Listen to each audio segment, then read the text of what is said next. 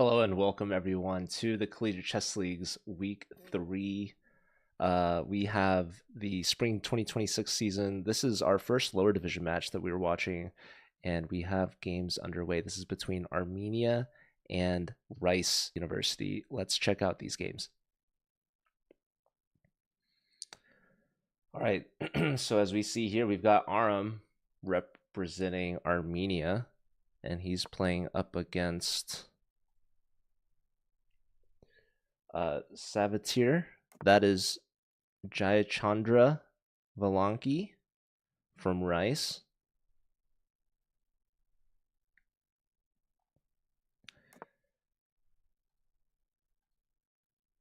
And I see a couple other games going on. I'm going to check in with National Master here, Nicholas De La Colina. This is the top board and team captain from Rice University. Also, funnily enough, if any of you were watching our Instagram reel that we put out, you'll know that Rice University is one of the rivals of St. Louis University's B team.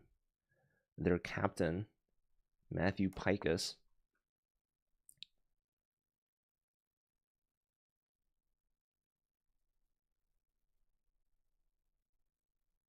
So we had a couple player interviews beforehand. And yeah, this Rice team, I mean, you can't make rivals like SLU easily unless you're a good team. So clearly, this Rice team, they've got some competitors. But Armenia, they've been competing for a while. They're a strong team as well. So this is the board 4 from Armenia. HB, that stands for Hamlet Brution.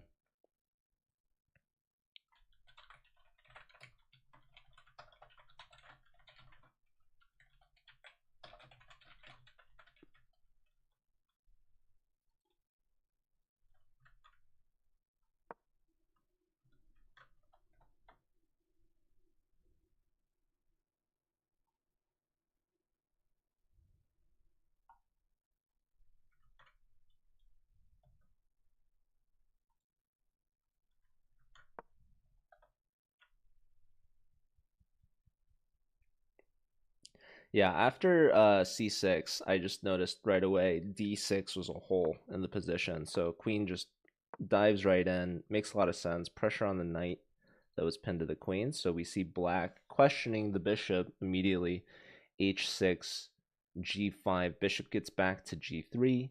Knight now moving to h5. This could be a risky move. A lot of times this knight can be hanging. We have certain discovery attacks. And in this case, it doesn't quite work because the knight is just going to take this bishop, or perhaps it's going for f4. This is a very strong square for black, protected by both pawns. But that being said, white's probably thinking about taking this pawn. We have 3 attackers and only 2 defenders. So 3.5 minutes here for Hamlet. We'll see what Hamlet ends up deciding. And we do have another game here. The strongest player in this match is the top board from Armenia, Sargis. Sargis Sargisian. FIDE Master at $29.99. That's a discount 3K right there. Putting the king in the corner here is their opponent, Grande. Alexander Elliott, board 4 from Rice. And looks like Sargis is up a pawn currently and trying to hold on to that. But also just trying to trade down here, offering a bishop trade. White does have the bishop pair, but it's going to be hard to keep this light square bishop on the board. So we do see a capture on d4.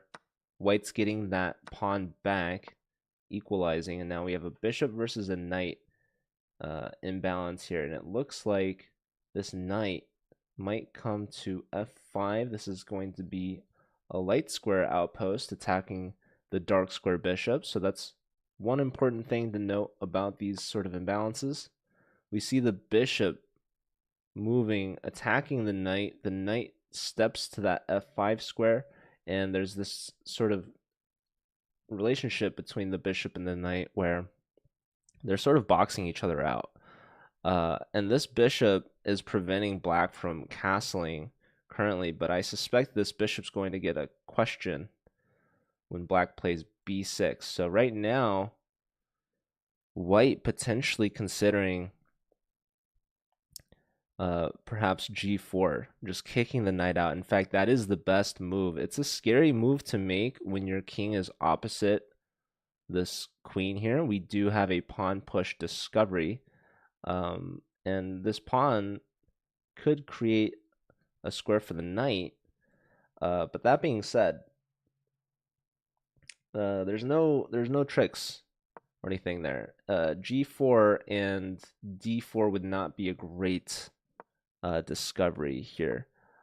All right, but yeah, black doubling now on the C file. Now G4, it's still the best move, but it's not as good. After this check, we're gonna have to move the king. We can't block on F3 anymore because our bishop is blocking our rook. So we see white, they're just not committing to this G4 idea. The computer might like it, but it is inherently risky. Your king is already in the corner. You've already pushed the F pawn. So yeah, white says, I'm not going to do it for now. Pawns can't go backwards, so I'm not going to take that risk. I'm going to play queen a6 and attack the a pawn. Black lifts their rook off that back rank, making sure that all the pawns are defended, and black soon will be castling next. So quite the time advantage that Sargas is building on here. We see a4 trying to keep things on that queen side. But let's take a look at some of the other games. I think we've looked at most, if not all, except for this one.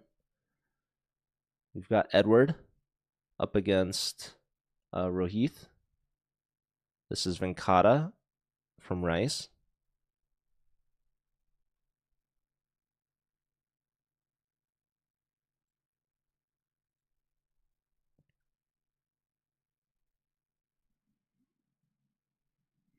And white's got themselves a pretty nice advantage here with this move, knight takes e4, if white's able to pull this off. So yeah, pawn takes here, and now here, black needed to trade rooks on d1, but they did not do that. They brought the knight back, and this attacks the b pawn, but apparently we just take on e4 and we're threatening to trade knights here, and this rook is hit twice, only defended by the pawn.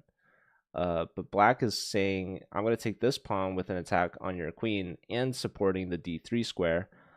So it's a little complicated here, but if Edward can find knight takes e4, then they're going to be in a big advantage. But no, it was missed. We see bishop to a3 instead, defending this pawn. And again, now black has an opportunity to trade rooks.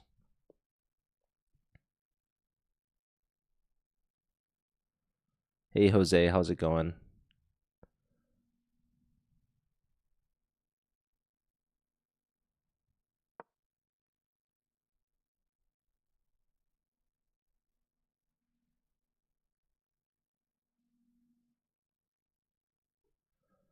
All right, we see the move c5, a capture. This helps open up the bishop as well.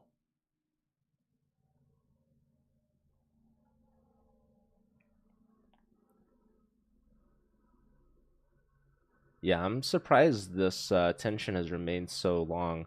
Rohith is under a minute, so that's probably not going to be good for their time scramble.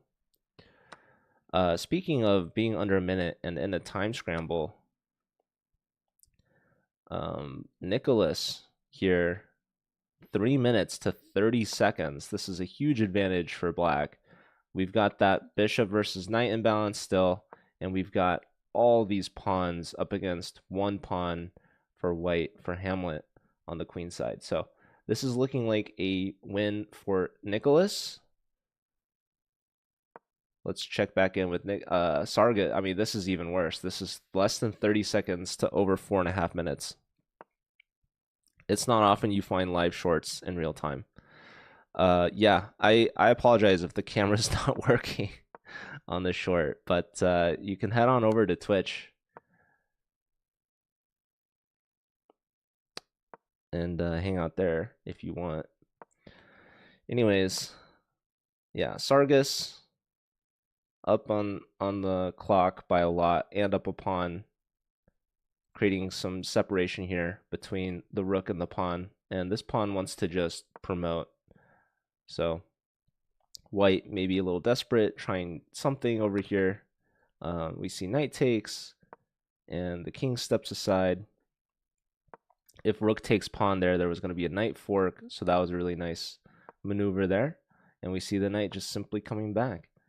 So bishop at least gets up, but ooh, this is a really pretty mate there. Nice coordination between the rook, pawn, and knight. So Sargus gets the first point, and looks like Nicholas is trailing and gets their first point. So the match is tied back up.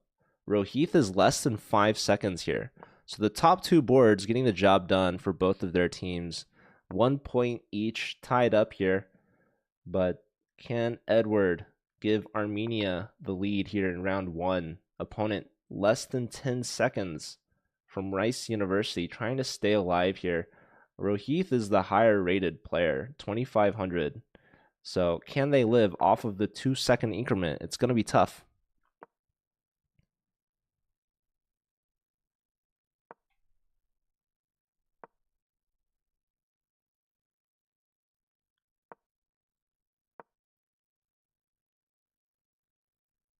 But they're certainly going to try. I mean, otherwise, material is pretty even. There's some pressure on this knight. I could expect perhaps queen d4 here.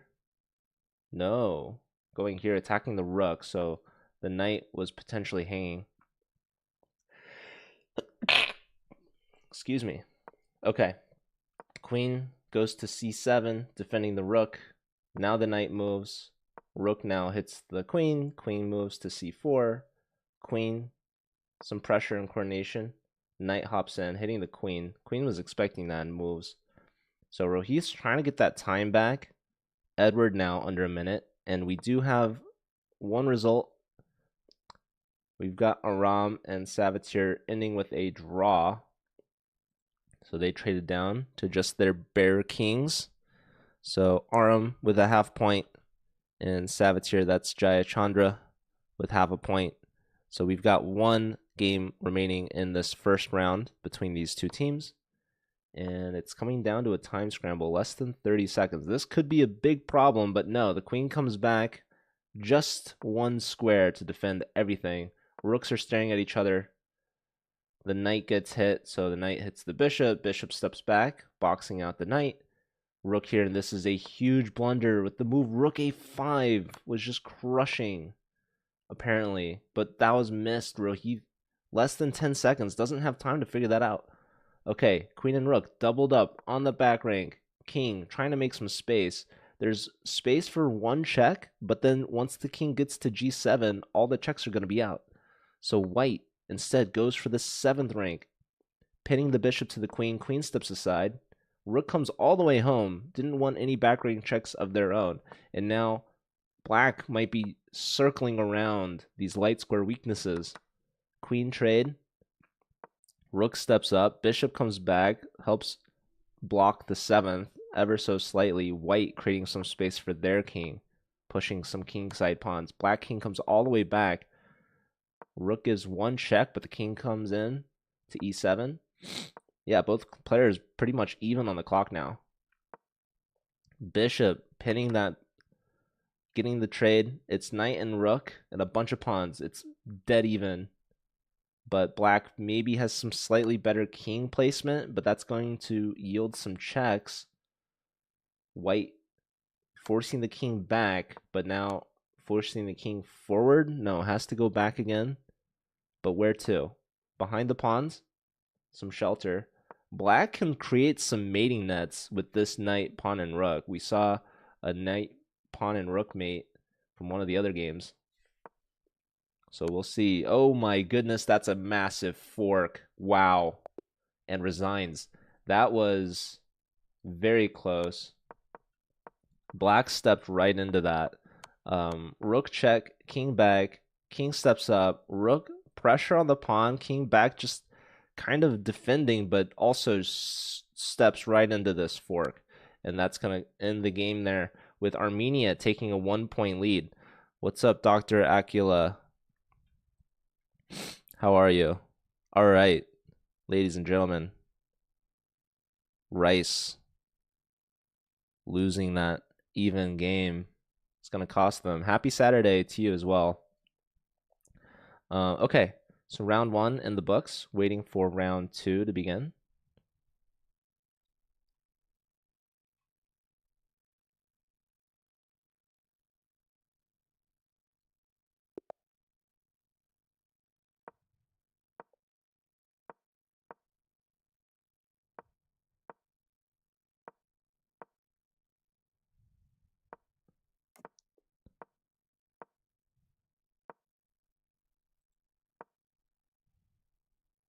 All right, and we have round 2 now underway.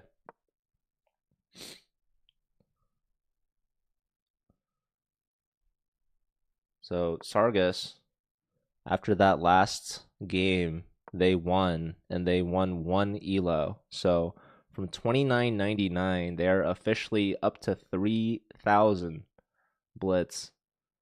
Nice little milestone there. They've probably been there before, if I had to guess.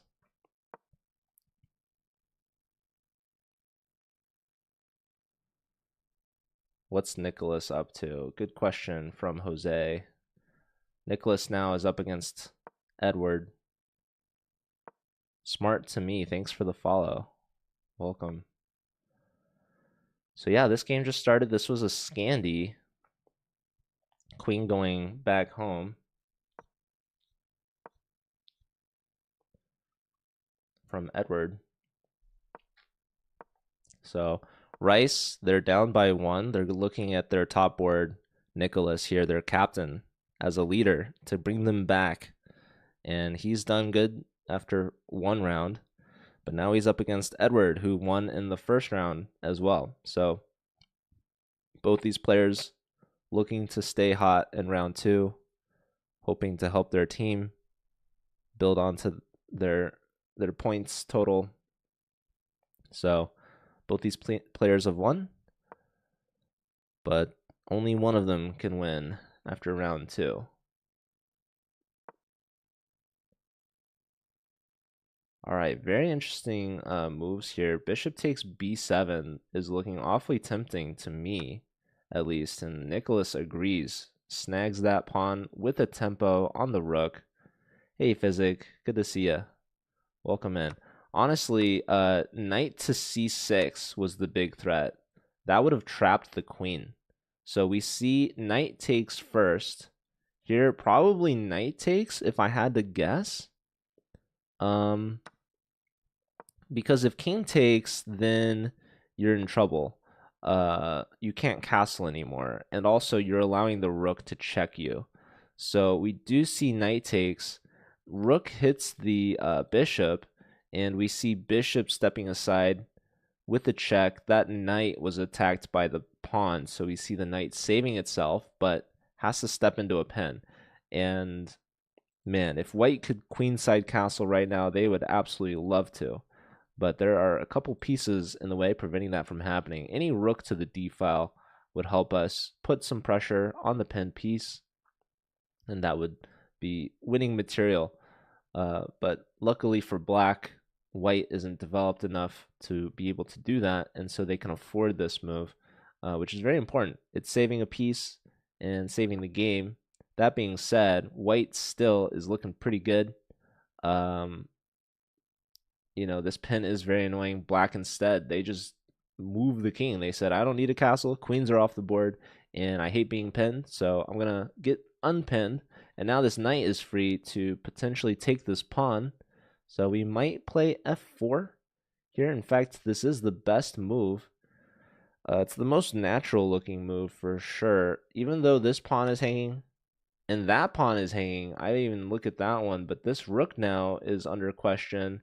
But the computer did not like that move because it liked taking on e5, saying, go ahead, take the rook. I'm going to take this. And lo and behold, that bishop would have been trapped. Wow, that would have been certainly a sequence to see. But black missed it. White clearly missed it. And now we can't play f4 anymore because the rook has decided to come to b4. And our bishops are a little loose right now. It was important that they're sort of protecting each other. They're taking up a ton of this real estate on the b file. But that being said, the rook still can't attack this bishop. It can attack this bishop, but then it's going to get counterattacked. This bishop also can always bail out and take this knight if needed.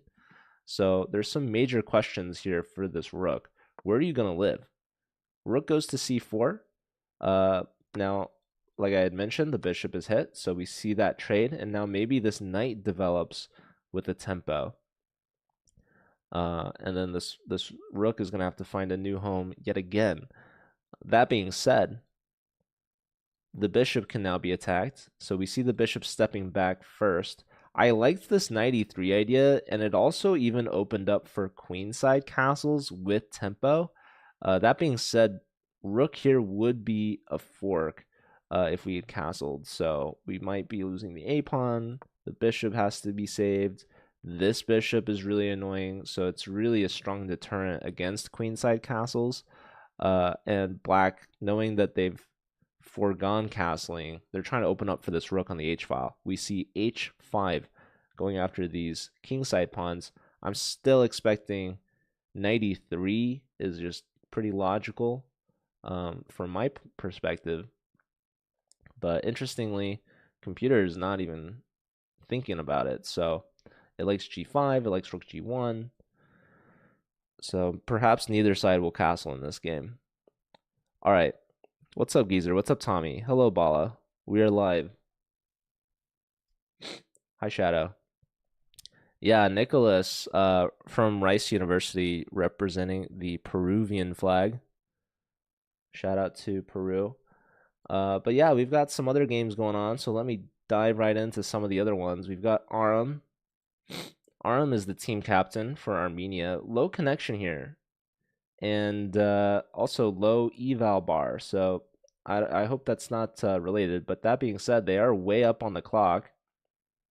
And only down. Oh, there comes the internet back for Aram. So that's good. Anyways, they're playing up against Grande. Alexander Elliott, the board 4 from Rice. Aram is the board 2 for Armenia. And here we see a mistake from black. That brings the eval bar back to even Steven. So what was missed here in this situation? It looks like black had a really good position, especially after here. We had knight c3 was missed, but what's crazy is that perhaps the rook is hanging, but the problem is with white is that you're forced into this rook check. So you'd be losing in exchange here. Even the move bishop e6 apparently is good, which is what they played. Not as good here. And here, again, the move knight c3 is an absolute must in this situation. Instead, we see knight takes on e3, allowing for the rook to trade. So Grande, Alexander Elliott, messing up ever so slightly here. That's going to cost them a huge advantage. And they're down on time as well on the clock. Okay, very interesting move here, g3. The computer was saying g4 was a move, and the idea is this: if the bishop takes on the h-file, we have rook h1, and our rook becomes very active.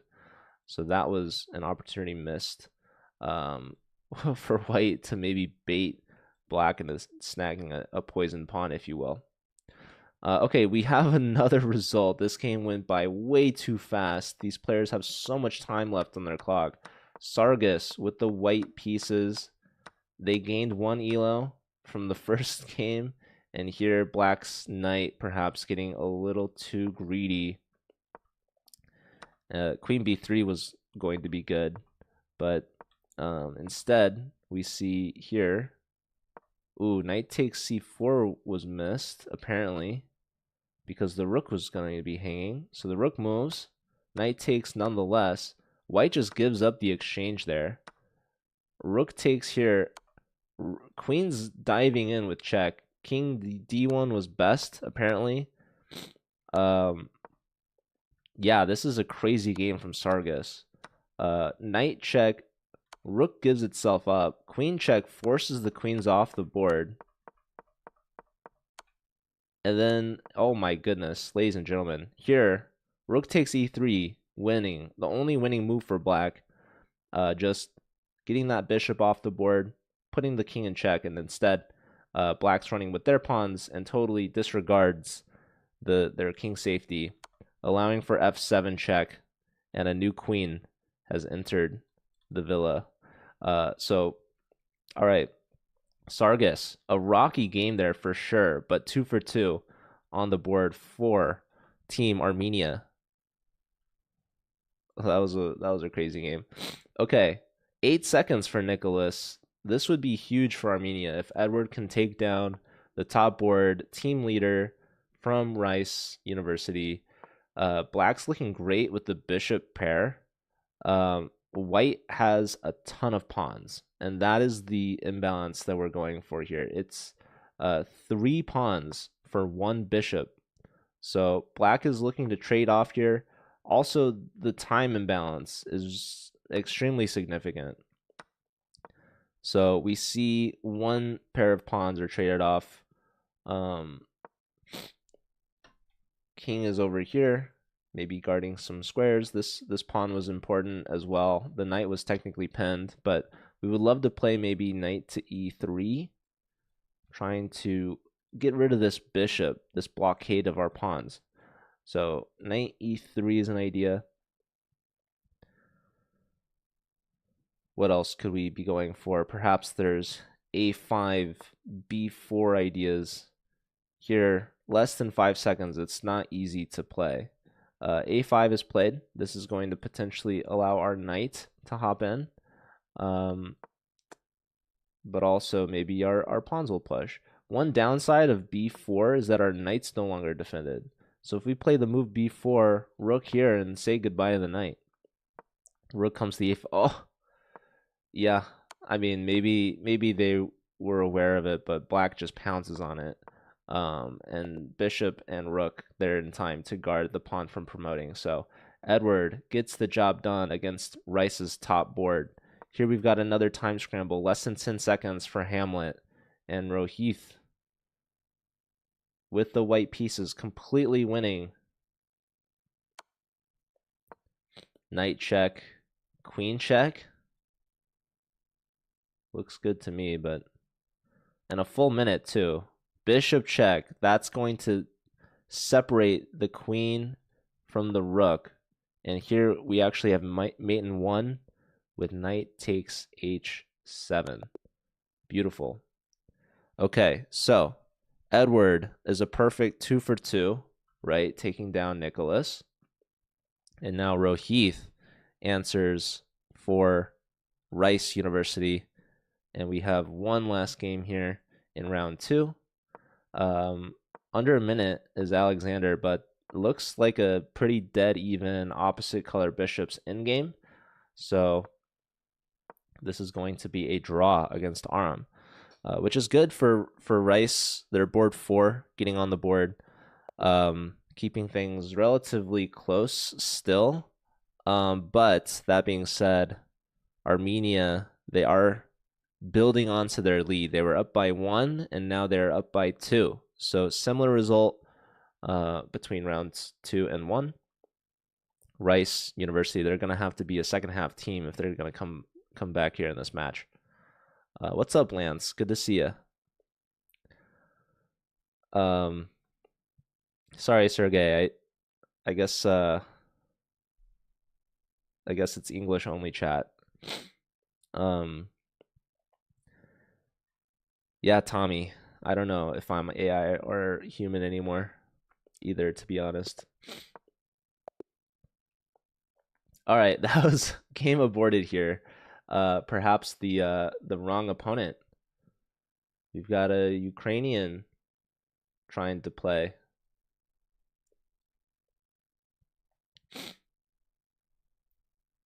Anyways,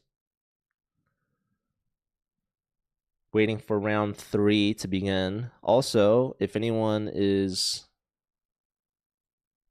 curious if there's another match after this, we'll be watching my alma mater compete, UCLA A team in Division 2 up against UNC Chapel Hill.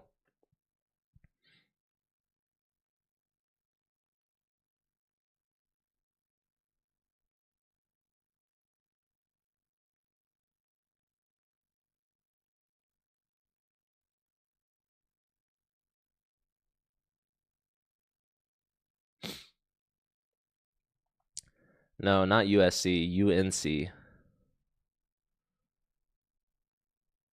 Okay.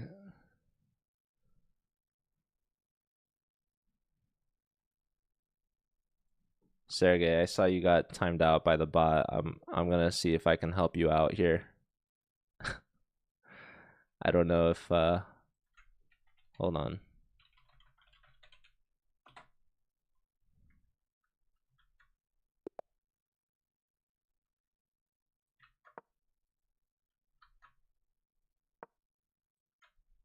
Yes, go Bruins indeed.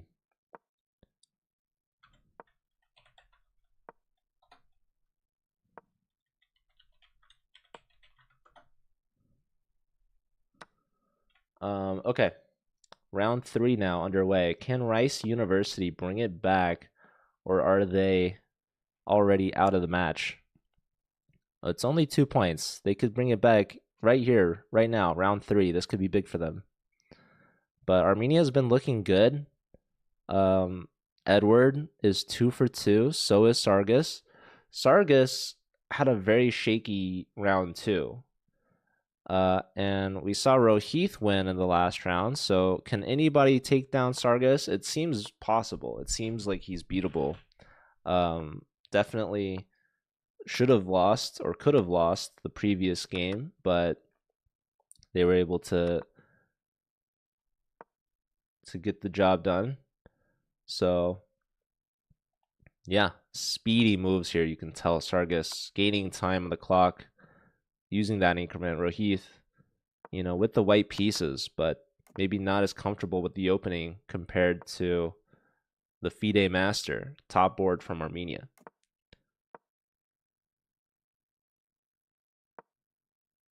Love this knight development here, just replenishing the knight, guarding these central light squares. And really, when you have this structure of pawns here, white is stranded with what's called the IQP, the isolated queen pawn.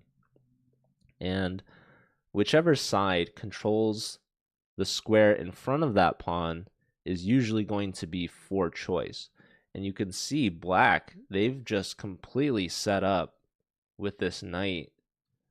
Everything is guarding d5. And this last move from black, b6, this is opening up for the light squared bishop to get not only on the main diagonal, controlling a large part of real estate on this board, just pointing directly at white's king, it's also controlling this d5 square. And that's no coincidence. This is a very important square to control because of this isolated queen's pawn. So this pawn, it's definitely a liability. It's going to be a target. It's a weakness. And you can see white is just not comfortable. Look at the time management here. Over 5 minutes to 3.5. And white, they put the knight here on e5. Now, this is not blundering that pawn. It's getting out of the way of this bishop. And if queen takes, then there's going to be this nice discovery. Bishop takes with check, revealing the queen. So that pawn is still protected tactically. Bishop moves regardless, definitely trying to see if they can get some sort of control over d5. We see the rook coming over to the d file. Black now connecting their rooks, clearing the path for their second rook to enter the game. And that's exactly what we see here. So Rooks are completely symmetrical on both sides. And yeah, this pawn, it is currently on a dark square. So the bishop can never attack it, but it's still influencing it by controlling that square that it's on. This knight, 2 diagonal squares away from the pawn as well, never really thinking about attacking it. But that being said, if you can't push this pawn, you're going to have to work around the pawn. So the pawns, they like to stick together as a team. This pawn, he's got no buddies. He's isolated. So that's why all of white's pieces really have to work around it, coordinate with it, and make sure it's protected. So we see black, they shift the focus, doubling the rooks on the c file. We see one pair of rooks traded. This bishop's still with that discovery trick. White's made a flight square. We might see this bishop tuck back, but you know, for now the pawn is sufficiently defended. Okay, but the queen saying, hey, I don't care about the rook. I only care about checkmate. So bishop steps back to defend.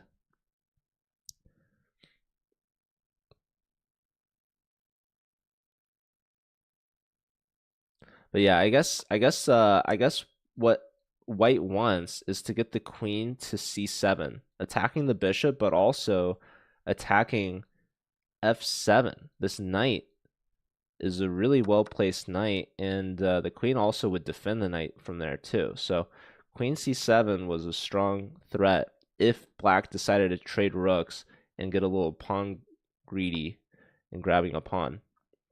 So, okay. We see bishop to c4. This is helping block the queen's control of the c file.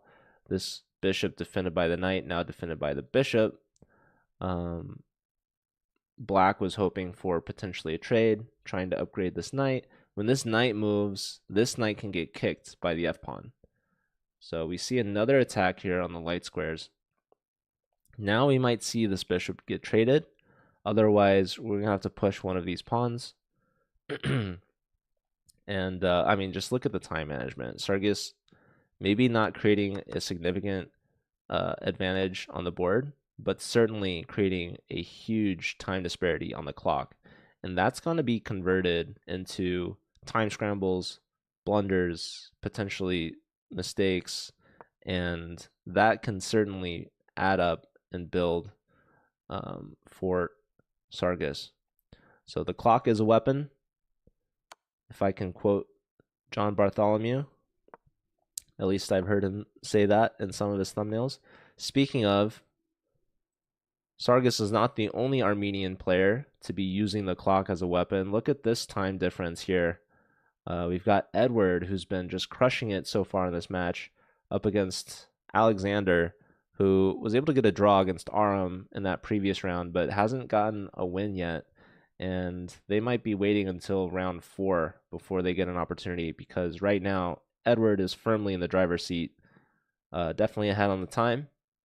That much is quite obvious, but this position is actually wild. So we have a ready opening and a declined gambit. Queen stepping back. Black is looking pretty good, but white is up a pawn. So we have this crazy sequence.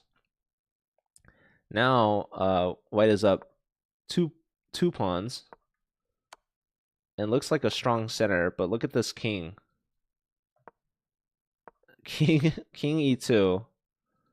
If you go here, you're getting forked. So, and okay, this was also crazy sequence. So apparently the move here, rook a d8, rook on that d, like gambiting the whole piece. Instead, we see b5.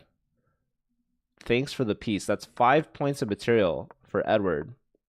Bishop gets hit, traded here, trying to get the queens off. Black, of course, declines. We see this king is trying to get hunted in the middle of the board. There's this move, queen takes c4 now from white, actually. And black has completely misplayed it, but that's what happens when you have less than 20 seconds on the clock. So knight takes, king steps aside, you're going to recapture with a check. So this completely did not play out for Alexander. Unfortunately for them. Knight here is just a fork. Okay, rook check. King steps up. Surely somewhere. This is still a fork, by the way, and a discovery too. So you're probably gonna have to take this bishop. 10 seconds. I mean, this is game over. You can take the rook. You can take the bishop. But yes, taking the rook is gonna be best. Now you save your rook, looking for a trade, looking for the back rank. 6 seconds, 5 seconds, and resigns. So Edward, he's been unstoppable so far. A perfect 3 for 3, and that's going to bring Armenia ever so closer to a winning score. You need 8.5 points to win. Okay. What's going on in this game? Hamlet with the white pieces up 4 points of material, but down to their last 11 seconds. Trying to open up on the light squares. Black declines, but that's going to give white a passed pawn. But only 5 seconds to play. Bishop comes back, opposite, rerouting. This rook now maybe could take the pawn, but we don't want to risk these discoveries. So we see the queen boxing out the bishop on this diagonal with the pawn push. Oh, and a big blunder. I thought this was... Oh, that's just a Botez gambit. Oh, okay. This is what happens when you have no time. It's so sad. That is unfortunately not good. Pawn takes. Your king is exposed. That's a check. That's a check.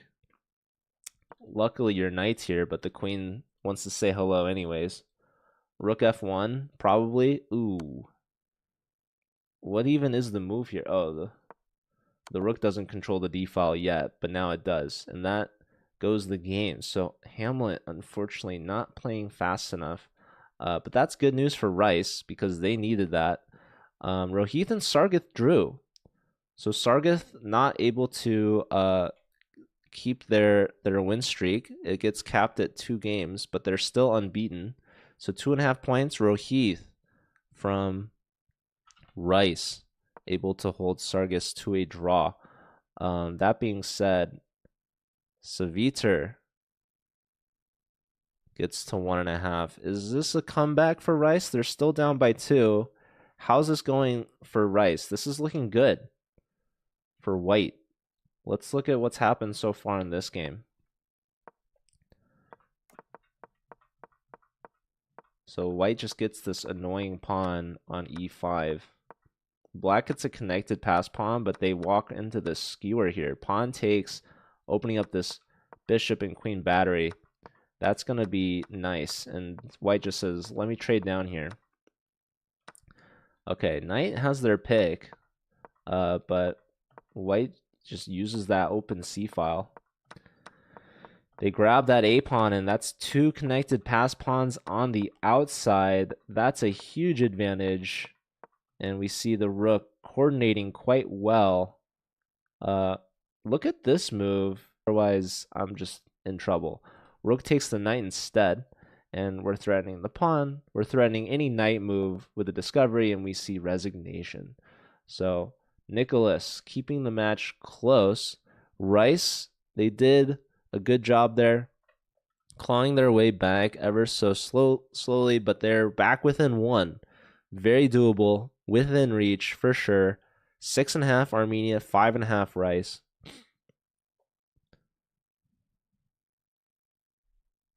All right, take care, Geezer. Thanks for being here. Hope you have a great weekend. What's up, Mr. Burns? Welcome in. All right, ladies and gentlemen. It's a close match.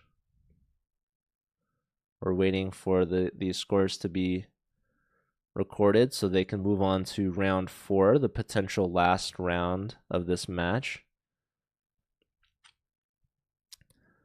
Sir, can we play one game? Sorry, I'm commentating right now. But thanks for asking. Can you promote your free book in the chat, please? It expires on Monday. Reddit and Facebook shadow banned me. Why did they shadow ban you? That doesn't sound good. Are you trying to get banned on Twitch as well? Sounds like your promotion's not going so well, unfortunately. What's up, Bala? Good to see you. Also, hello to Pizza Racer. I don't know if I said hi earlier, but I appreciate your compliment.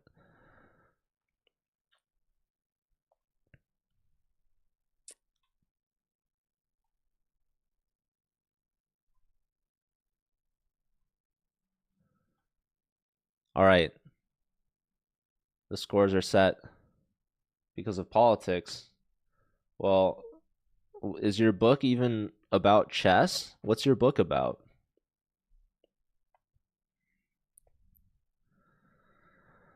We're about to watch round 4 of this match start. If they're tied 8-8, we'll go to overtime.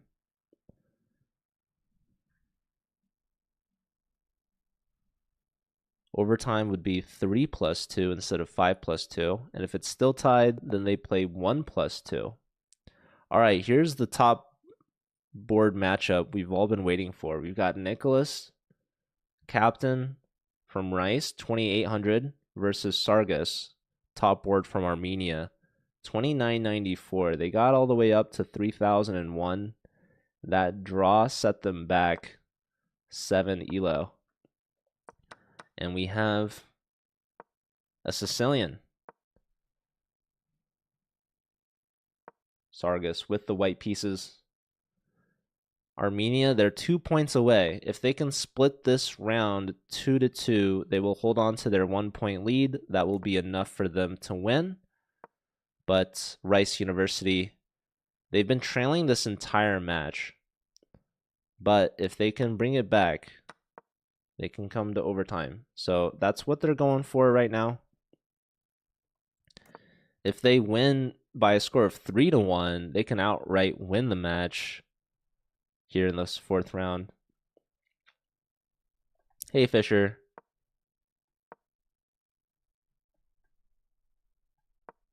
Thanks for tuning in. Good to see you.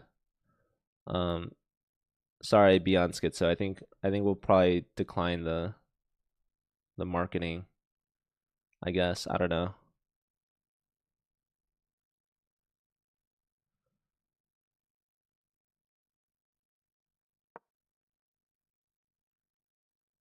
But I appreciate you asking.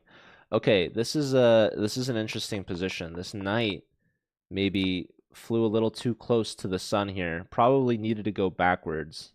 Instead goes forwards, attacking the rook. But after rook a7, where's your knight going to go? Look at these pawns. All backwards moves for the knight are covered. And after this move, b5, Sargas understanding, creating a counter threat here. But it can only last so long. This knight is going to have to maybe give itself up for 2 pawns. So stay tuned here. Apparently the best move here is knight g4, which is kind of crazy, right? I mean, I think it's kind of crazy that that's the top move. Anyways, yeah, if the knight goes here, then the knight trades off, right? Knight can't go back here, here, or here. So if you look forward, again, this knight can trade off. Here, here, and here are all covered. So Sargas, some tricks up their sleeves, keeping this in their back pocket. So yeah, they had this ready. Bishop here just covering this knight squares, just being cognizant of what all your pieces control is so important. Black did not play the knight, so we just see a trade, and Nicholas is up a pawn here, but kingside structure slightly damaged and currently under threat. King steps up, covering this pawn. And with the queens off the board, the weakened structure is not so bad for that king. In fact, the king is feeling quite brave now, stepping up into the center. We might see f5 at some point. I feel like that makes a lot of sense to me. Just kicking away the knight and maybe freeing up that square for your king. White plays a3, covering b4 ever so slightly. This rook is opposite the king. And yeah, Sargas just chilling up on the clock. Knight steps back, maybe looking at f5.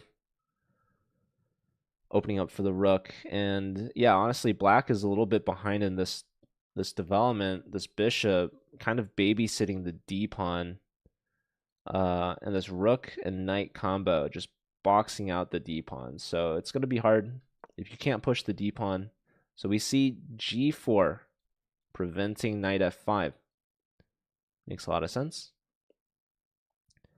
Okay, let's take a look at some of the other games. Oh my goodness. Grande here. Alexander Elliott. 5:08 compared to 1 minute here. So Hamlet, this is the board 4 matchup. Neither player has won yet, but Hamlet has not gotten on the board. 2190. And that's part of why these teams are in the same division. You know, you look at Sargas is like 3,000 rated. But Nicholas is only 2,800. It's not that far behind.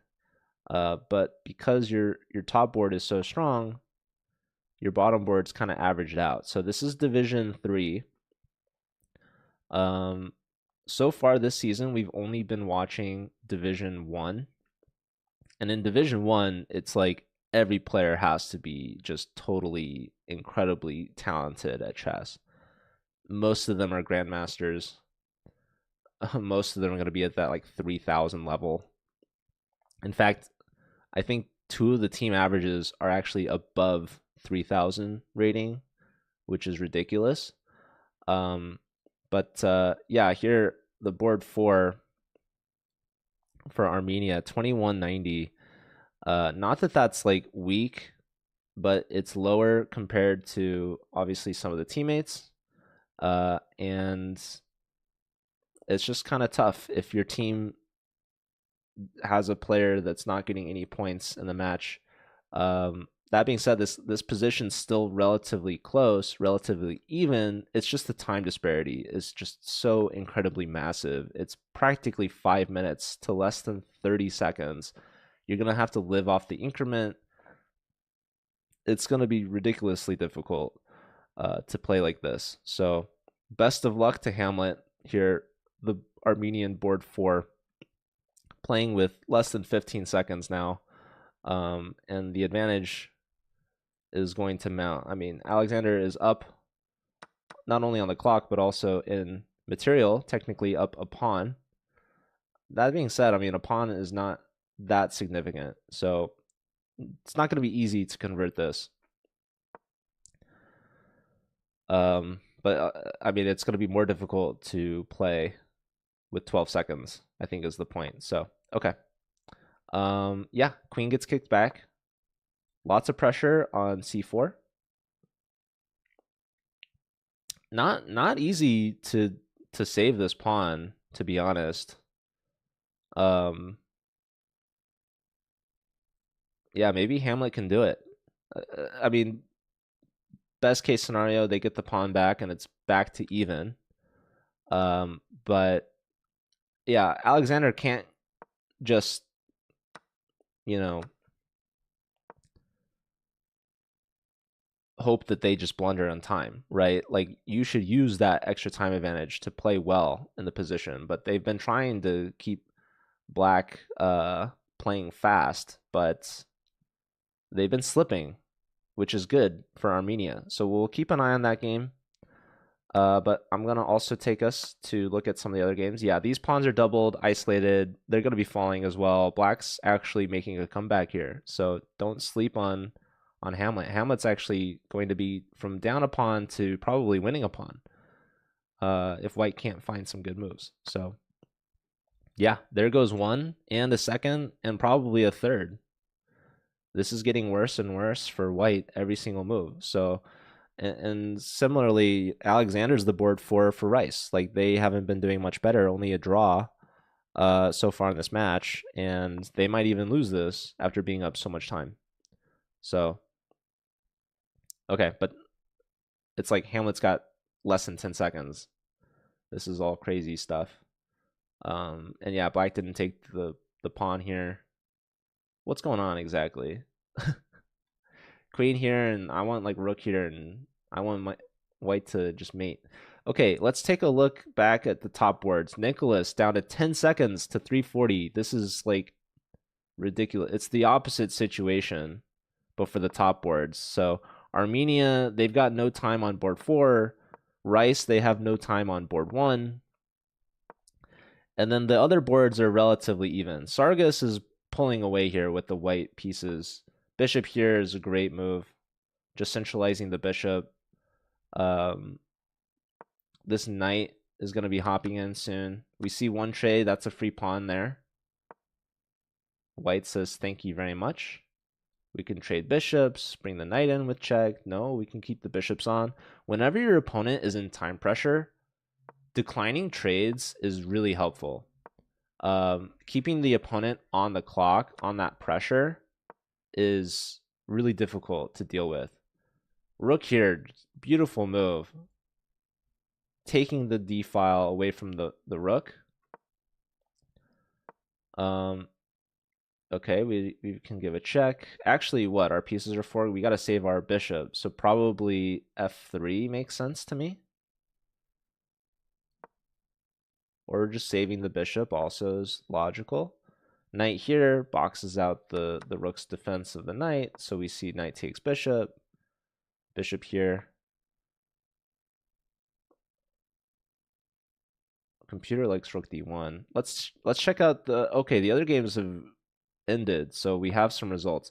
Savatier ties it up against Edward of all players. So Edward was a perfect 3 for 3, but not anymore against the board 3 from Rice. And we have Rohith and Aram getting a draw. So these last two games, it all comes down to this. We could see overtime here. So the board 2s getting a draw each. It's tied up 7-7. Oh, and Sargas just beat Nicolina. So Sargas improves to 3.5. So only getting one draw, not losing. And it's all down to this. This is the last game. Armenia needs a draw to win. Rice needs a win to stay alive and force overtime. Oh, and that's a huge blunder. Rook takes. They just walked into mate. Oh my word. With 2 minutes to spare, I mean, Hamlet was playing. This is their only point of the match, and it's the only one that matters. It's the game-winning point, 9-7. Armenia, they hold on to their lead and they build onto it. So Rice, they were super close, but it was the top board and the bottom board getting the job done for Armenia in this last round. So very unfortunate for Rice. They were just about to come back, but Alexander here playing a little too fast. I mean, even this is a draw. If you just put the king down, it's still relatively even. But a draw is still good for Armenia, because Sargas won against Nicholas. So congratulations to Team Armenia for getting the win there. And we'll go on a break before the next match, but stay tuned. We've got UCLA versus University of North Carolina, Chapel Hill in Division 2. So, yeah, thanks you guys for watching. I'll be right back. Like, I have a break scene, but I should probably just go to the intro. So I'll be back in just a few minutes. I'll see you all there.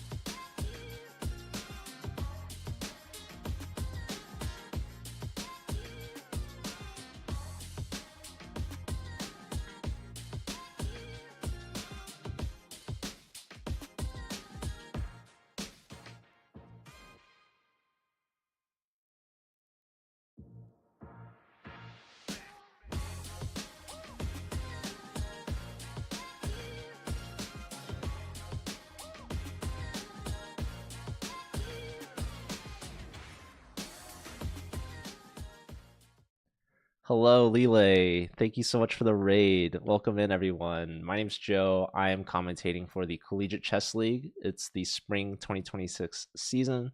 Shout out to Lele. Everyone, please be sure to go follow her. She is from Georgia, very strong player. She's been beaten many strong players as well. But yeah, we're watching some university chess players. We just watched a team from Armenia beat Rice University in Texas by a score of 9-7. It was very close. And we have another match coming up very soon between two American schools, UCLA, which is where I went, versus UNC, which is University of North Carolina.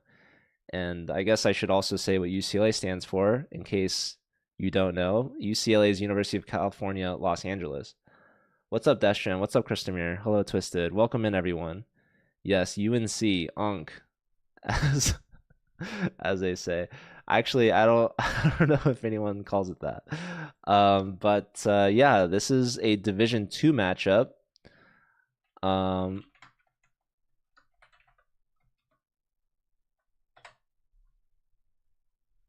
We usually are watching Division 1 games, but the Division 1 players and teams are a lot of them competing over the board this weekend. Here in St. Louis, actually, at St. Louis Masters, which I believe some of the players have been streaming and commentating. So if you guys know any of those results, feel free to let me know. But otherwise, I'm setting up for this next match. They should be starting any minute. So let me just double check with them.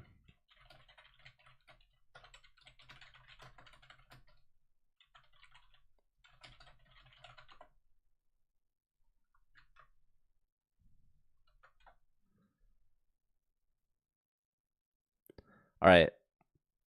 I have to update this scoreboard basically and get the players' names. But yeah, let me know if you guys are cheering for any team in particular. I'm obviously rooting for UCLA, my alma mater, which is where I went. Also, if you know other streamers like Rach Angel, or Blood Queen, Anushka, then maybe you'll root for UCLA as well because that's also where they went. In fact, both of them played in the Collegiate Chess League. But they've both graduated, so they can't compete anymore, unfortunately. But we can all still root for UCLA. Unless you're a UNC fan, then maybe you want University of North Carolina to win. I don't know. Are there any UNC fans out there? Probably not, but maybe. What's up, Zach? Good to see you. Shout out to Zach Ainsley. Zach recently hit 2,000 rapid, I believe, which is truly incredible.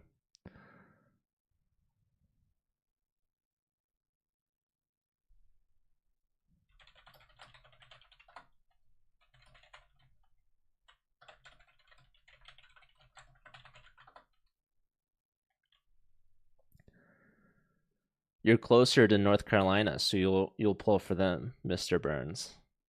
You know what's funny? UNC's biggest rival is Duke, and they're pretty close geographically. But I'm sure Duke would probably never cheer for UNC. But I don't know. Maybe I'm wrong. Okay. Let me look at the. Oh, Zach with the prime. Let's go, dude. Huge. Very, very nice of you. I appreciate that. Shout out to Zach. I'm trying to set up this this scoreboard here. You'll see it. You'll see it, guys. I just had it for the other match. If you guys don't follow Zach, please be sure to do it.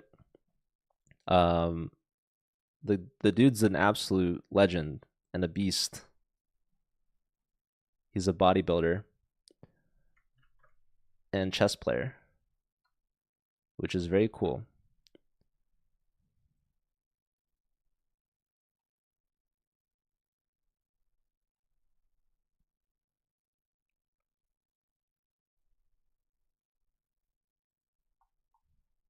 All right, I have one team set up. I need the second team.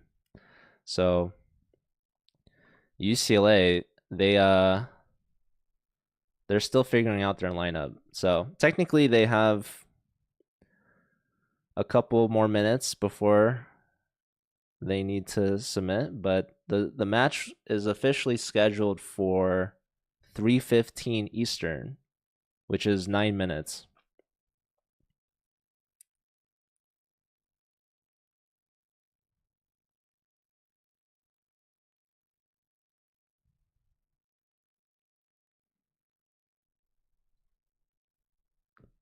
You're here to watch good chess. Awesome. These are Division 2 teams, so the Collegiate Chess League has set a record this year for number of schools competing. Essentially, I can explain the format a little bit more. So schools from all around the world can register teams of 4. You can register as many teams as you like, but your best players have to be on your top teams. So you cannot spread the players out evenly. They're listed by rating. And then we take the average of the top 4 players for every team to determine the team average rating. And then we sort all of the teams in the league by their average ratings, and then we split them into groups of divisions. So this season, we have 25 total divisions. The lowest division team average is around 700 Blitz, chess.com. The top division is ranging from above 3,000 to above 2,800. So the weakest team in Division 1 is still over 2,800 average chess.com Blitz between their top 4 players. Okay, we have the players checked in from UCLA, and I still haven't registered them on the scoreboard, but basically all of that to say is that even though we're not watching Division 1 this week, because those players are competing over the board, we're watching Division 2. Last match was Division 3. The Division 2 teams, their average is still above 2,700. So it's pretty good. Okay.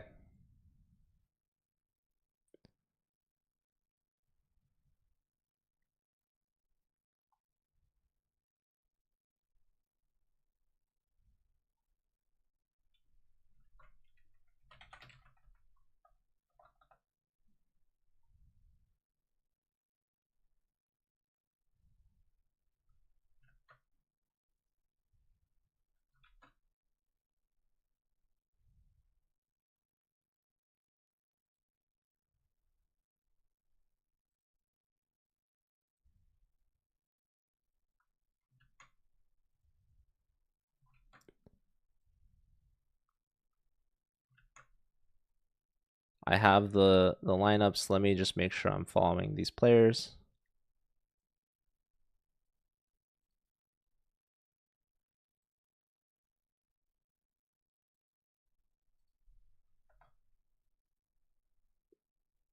All right, we have games starting. Actually, this player is playing a warm-up 30-second game, so that's kind of funny.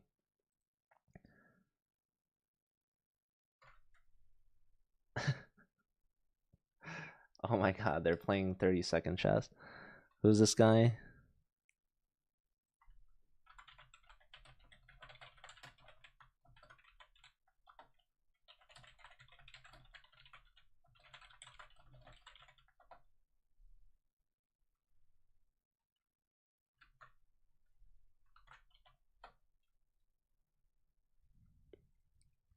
Should I just show you guys the 30-second chess that they're playing?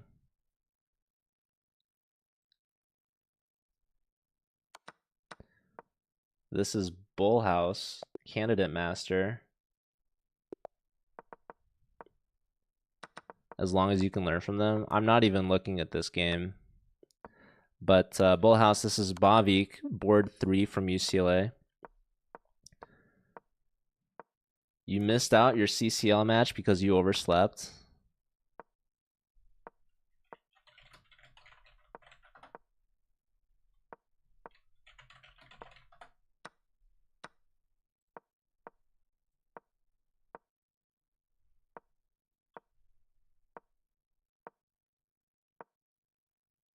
That's a free pawn. Or is it? Queen trade. Knight saves itself. This guy he's got no time. That's what happens when you play with 30-second chess game. Yeah, I mean, you just sack everything. It doesn't matter. 30-second chess. Is it still chess, you guys? Look, these guys are playing bullet now, too. It's not just Bavik. It's not just the UCLA team. It's the UNC team as well. They're playing bullet. Do they know?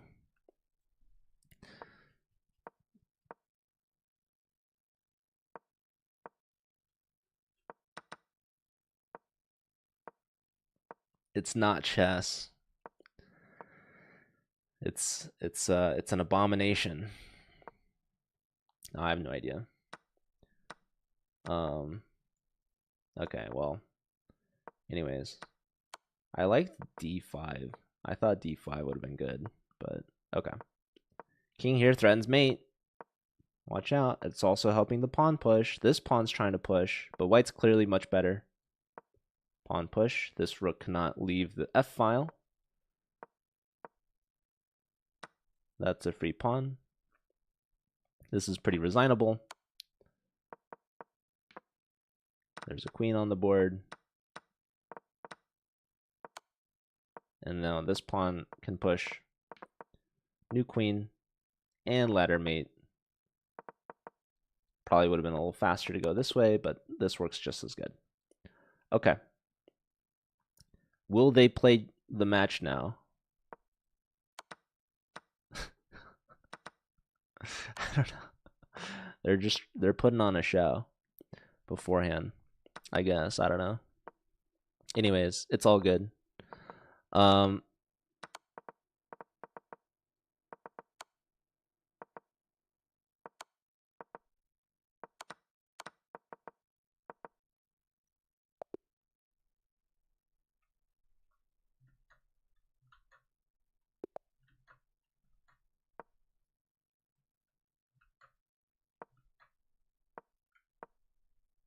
All right, here we go. They're starting.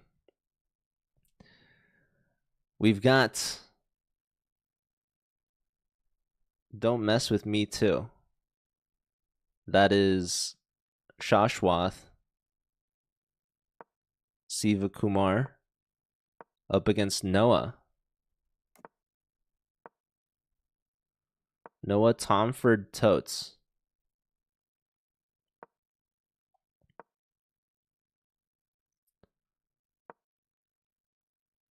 So they're both titled players. Board 4 from UCLA is a FIDE master. So that's pretty good. We have another game here. This is Nguyen versus 2007 Checkmate. 2007 Checkmate, that's actually a freshman from UCLA, Vyam Vidyarthi. International Master top board from UCLA, 2847. Up against Nguyen. Nathan Nguyen. We've got another game starting here. Naveen versus Train Your Dragon. So Naveen Prabhu, this is the board 2 from UNC. This is their team captain. And he's got the black pieces up against Train Your Dragon. That is Rashab, the board 3 from UCLA. And we have one last game that started. Oh, actually, I don't see it started yet, so I'll wait for that, I suppose. But the last game should be against Thomas and Bavik, who we were watching play some hyperbullet, some 30-second chess. So maybe they need to calm down from that. Mr. Memes, thank you so much for your bit. Appreciate that. Okay. Oh, and appreciating Gerber as well. Thank you. I too appreciate Gerber. Okay, let's check in with I think I kind of want to watch the UCLA top board. 2007 checkmate. I was about to ask if 2007. Actually, both of these players have the year 2007 in their username. You don't think that's the year they were born, right? Oh my god, you guys. That's the year they were born. They're 19 years old. They're like, yeah, they're college freshmen. That's ridiculous. I feel old. Anyways, yeah, I guess it's like 20 years ago, basically. Anyways, it's funny they both have 2007. I guess they're both 19. Anyways, we've got some college chess going on. And they're very strong players. 28-47 for Viam. Nguyen 25-46. Their fourth board is 2500. It's pretty good. Mr. Memes with another bit. Now I can say thank you for your 2 cents. You were born in 91, if that makes you feel better. Yeah, we need more 90s kids. I guess we're 90s adults now. Yeah, UCLA, their fourth board is 2554. So technically higher than UNC board 4. And yeah, the top board from UCLA also stronger than the top board from UNC. So it seems to me like UCLA is the favorite. Completely unbiased opinion here. Just based off facts and rating alone. But it is blitz, which means anything can happen. Mr. Memes, thanks for the follow. And Christomir wants the almond. During commentary here. All right. I'll get you an almond here, my friend. Thank you very much.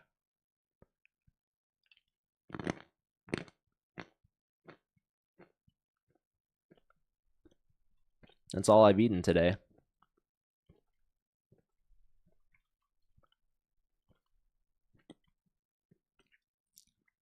Okay, I'm still not seeing the fourth player though.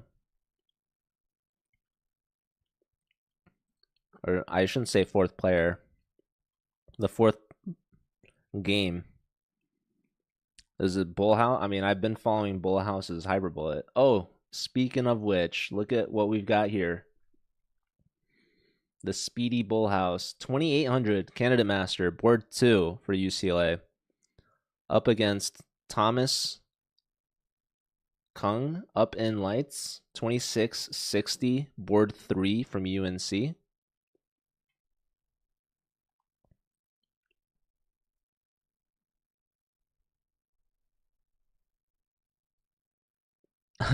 Fisher with another almond? Okay. I don't know. There's got to be some sort of limit on these things, right? Maybe, perhaps. You guys are feeding me lunch, huh? Okay.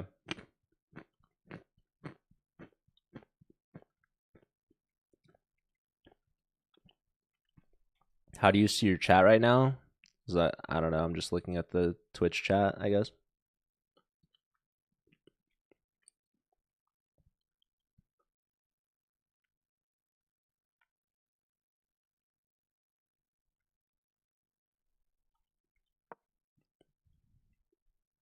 I'm maybe missing some things. I don't know. But yeah, shout out to Chesscom community. Didn't get you guys in the shared chat, but I see Rivier lied, blessed me when I sneezed probably an hour ago. And we got Chess Dragon hanging out with some emotes. And that might be the last time I look at the community chat. I don't know. But yeah, I mean, I'm streaming. I'm not like playing the games. I'm just commentating, which, who knows if I'm doing a good job or not. I haven't been looking much at this chest, to be honest. But all right, looks like top board from UCLA is in a bit of a worse position here with the black pieces up against the UNC board 4. So looks like black is eyeing this potential outpost square on B3, hitting the rook, but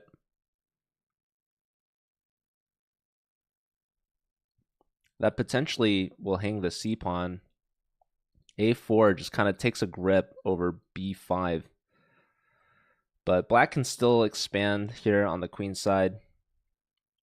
But we'd be sort of helping out the rook. So we just see B6. Roar, thanks for the follow. Welcome in.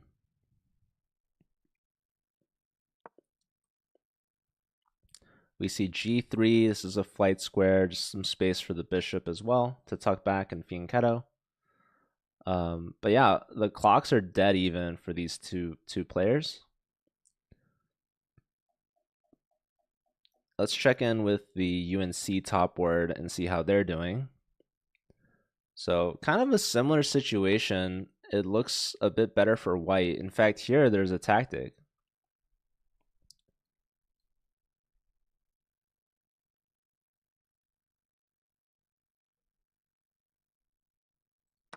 Knight takes G6. And don't mess with me too finds it. Knight takes, the idea is if pawn takes, queen checkmate. So here the only move was king f7. The king had to get running, but they failed. They put the rook on f7. The knight was already defending this, but now the g pawn is pinned. So knight takes, black simply can't take back. So they bring the queen to g3, attacking the knight, but now the knight is just going on Pac-Man mode here. Knight takes e7, that's a fork. And if rook takes, there was queen takes knight. Here now, wow, just pawn push, opening up for the bishop, attacking the knight. There was queen takes with check, but oh my lord, look at this. With the knight that wasn't taken, not getting baited by the rook. Top board from UNC goes down to the bottom board from UCLA. UCLA starting off with a statement win from Shashwat. Board 4 getting the job done against board 1. Huge game from UCLA. Okay, so the knight does get to B3. Here we see Viam, international master from UCLA, trying to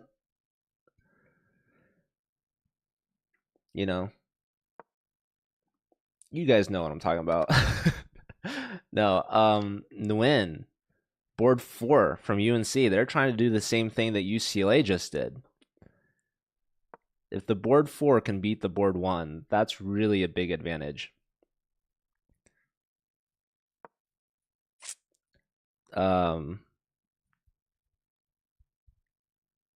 What's up, White Noise? White Noise got them UCLA emotes. I was gonna say, you guys can learn about my my namesake, I guess. Rooting for the Bruins.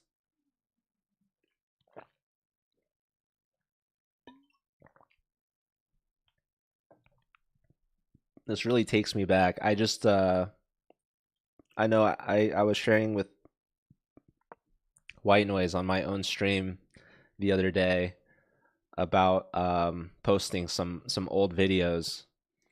Well, a vast majority of the old videos I posted recently were actually CCL commentary clips and highlights and just matches, basically.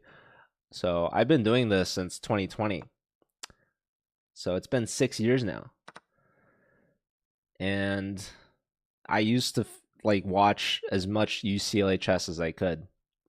And UCLA chess was extremely good. Right now they're in Division 2, but in the inaugural season They were third place, only behind St. Louis University and Mizzou. So those two teams, they're still in the top division, D1. Here, this is a great move from white, attacking the knight, which is defending the pawn. So the king's going to step up and defend check, and we have a potential repetition here, which in the time scramble might not be too bad. So, okay, black says, I'm going to play on. Going to defend that knight. And honestly, major props to board one from UCLA. I think that's the right strat. If you're the favorite, you know, if you're the board one, if you're the 2800 international master, you probably have to be pushing for the win when you're up against Nguyen, who's the board for 2500. But if you're Nguyen, you're going to push for the win because it's just in your nature. Both players, it's an absolute coin flip here. This is the last game of the match. Honestly, I didn't do a great job of looking at all the other ones, but Naveen won, captain from UNC, and Bullhouse won, board 2 from UCLA. So right now it's a 1-point lead for UCLA. This is still very even. It's looking to be a draw, but international master here, Viam, they are up a pawn, and they're going to look to convert. So they get a rook check. Oh, and it's a huge mistake. King goes straight back. Maybe they need to go to G2. I'm not sure. But now, look at this. This is going to be a second pawn. Probably check. Pawn push, maybe? No, king takes, rook takes. It's now just a 1-pawn advantage, but that looks like a very deadly pawn advantage. Rook over, looking for a check, forcing the king back. And now there's king here, pawn push. And maybe we build the bridge, the Lucina position, I believe it's called. Now the king's stepping out of the way of the pawn here. And now the rook is perfectly in place. If you check again, yeah, and white knows it. So just to play this out, check, king here, check, king here now, check, and now rook block. There's no stopping promotion. That's why the international master plays on. That extra experience and rating and just knowledge and skill, they're going to be able to play the in-game better than the opponent. So at some point, it was still even down a pawn. It was still a holdable draw with perfect play. But the thing is, when you have such little time on the clock, you're not going to be perfect. It's hard to be perfect.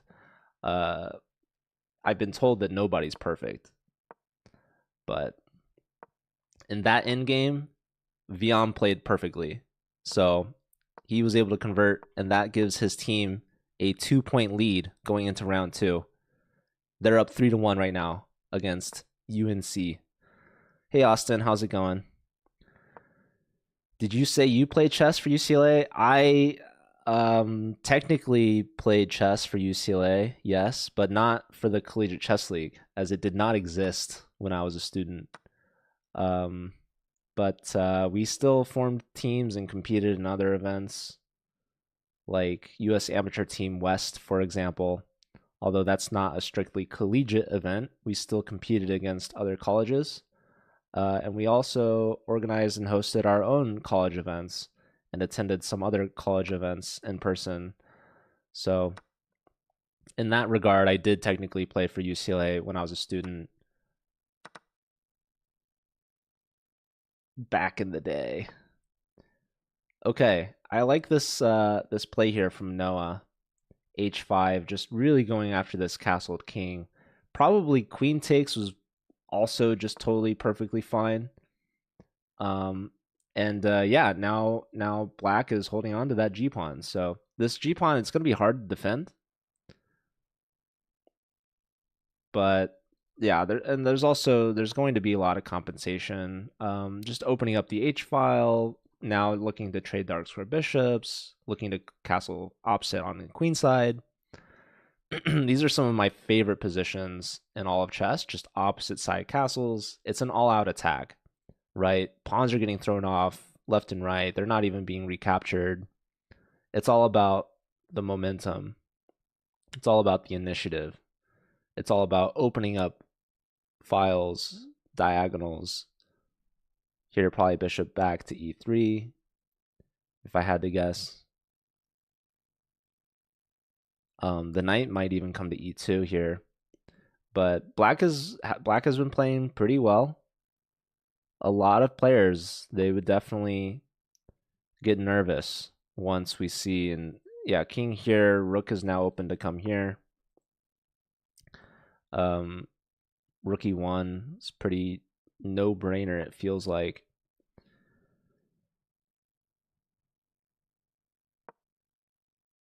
Queen stepping in here opposite the king.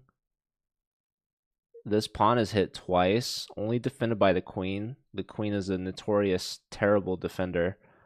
We might see the bishop coming back to defend, but really, white would love to trade off bishops because this is the main defender of the king. So we do see the bishop stepping in. Now, if bishop takes, the rook is potentially hanging. And if knight takes, we just trade the bishop. Maybe there's like knight here. Wow. So, okay, first and foremost, this move is actually a mistake. Black has the move queen f3 apparently, and that's just going after the rook, which is really strong move. Second off, it does like taking on d4. And I think g3 in combination with the bishop here is just really, really devastating attack. I think black gets a ton of compensation, especially like I don't think white would ever take the rook on f8. So black misplayed this. They just take on h5, which, you know, it's just taking back a pawn. Queen's defending this. But here the computer is now saying that white can hold on a little bit better with knight e2. And guess where that knight's going? g3, hitting both the queen and that h-pawn. So this pawn grab was not ideal for black, and they're going to have to deal with these consequences. Noah finds knight e2, and the knight on g3 is going to be really nice. So let's see what Train Your Dragon will do here. It's still relatively even position, but black is up 2 pawns. So whenever you see that difference between the eval and the material count, that's what we call compensation. So even if you're down 2 pawns, well, white has all the play going on right now. Knight here, rook takes, even knight takes, like bishop takes, knight takes, queen's coming in. This is a dream position for the white pieces. But black has a way to hold on, and maybe not holding on to the material, but at least holding on to the evaluation. But it's definitely easier said than done. Okay, one of the moves it's liking actually is queen takes h6, which to me is a little crazy. Bishop takes, inviting the queen in. But from there, black can try to go for a queen trade. And getting the queens off the board alleviates a ton of pressure if your king is this exposed. All right, let's take a look at some of these other games, shall we? We've got 4 games going on right now. Let's check in with Bullhouse. Bullhouse is Pavik, board 2, candidate master, starting off strong, 1-for-1. They warmed up with those Hyperbola games. This is another opposite side castles game. And look at this pawn, dark square bishop. Like, this bishop should never trade off for a knight. This knight's doing a good job just sort of existing here, taking away some of these squares from the rook. This rook can't really lift because this rook is hanging. And this rook can't really lift either. All of these squares are covered. So it's kind of this annoying little standoff here, because if this pawn pushes, we're dropping this knight. And if this bishop takes, pawn takes, this knight is just on an absolute outpost. You cannot kick that knight away ever. So this is quite the predicament. We see bishop stepping in here, making some sense to me at least. But yeah, maybe we want to like bring the rook off the e file even and concede and just try to. The problem is if you ever push g4, you're just getting shut down, I think. But maybe still though, because like this rook could lift. Okay, rook lift here, and yeah, black is looking pretty good. I was saying the bishop shouldn't trade for the knight, but at the same time, if the rooks can force the bishop out, okay. Here's another thing to consider. Even though this bishop looks super annoying, the king is getting out, and these files are not going to be taken advantage of by this rook. And lastly, something to consider, as I pointed out earlier, is that this knight is not getting kicked out by anything, and this knight is free to roam the board as it pleases. So that's one big difference in these sort of end games when you're comparing the value of minor pieces. Knights control both color complexes, both light squares and dark squares. Bishops, they only control one color at a time. So that's why it's so valuable to have the bishop pair. If you have both bishops, you control both colors. In this case, the knight comes back and black was able to win a pawn. So Nguyen is playing this masterfully here, using that minor piece imbalance to win a pawn. And the rook on the e-file had no entrance, no control whatsoever, and black was able to trade on their terms. And here white, okay, maybe gets one pawn, maybe a second pawn, but this is with check, and that's a second pawn for sure. So right now it's a one pawn advantage for black, but black also, they have the more active rook, I want to say. Rook here maybe was a waste of a turn because I don't think you want to take and allow this take. Okay, it didn't seem to matter too much, I guess. But yeah, the computer was really asking for e5. And I think part of that is that you want to keep the more distant pawns alive and intact, because the outside pawns are a lot more difficult to catch and to stop. Here, this pawn is kind of influencing the e-pawn. This pawn is enough to keep these pawns at bay. This pawn's going to push, but like this pawn's not really going to make it through. Yeah, black's trying to trade this rook off. Pawn push or king up makes more sense as well. Yeah, college chess, I think chess in general actually is heavily considered an esport, which is really cool. Okay, so yeah, we saw Viam, the international master, convert a rook and pawn endgame up a pawn, and Nguyen is doing the same exact thing that Viam did to them. Let's check in with Viam. So this is a time scramble here, less than 20 seconds for Thomas. So it is an imbalance. This is a, why didn't we just take? I guess we should take now. So yeah, it's bishop versus rook. So black is up in exchange, but there's a lot of pawns. So that's a 3-pawn advantage for one exchange. So usually 2-pawn imbalance is about even for an exchange, because an exchange is 2 points of material. But in this case, the extra pawns are actually even more valuable. The main problem, though, is that they're not connected. So this bishop can never push this king off the light square. That being said, this bishop's covering this pawn, which is really nice. And white can create another pass pawn. This is a 2-on-1 majority, and this also is a pass pawn. But the problem is maybe it's a little too weak. So yeah, bishop tucks back, so that's good. maybe the biggest problem is the time difference. So we'll see if Viam's able to push that through. That being said, Naveen has won. I need to watch Naveen's game next. I've been missing out. Naveen is 2-0 right now, and Noah also just got their first win. So they're on the board, and that's going to even things up for UNC.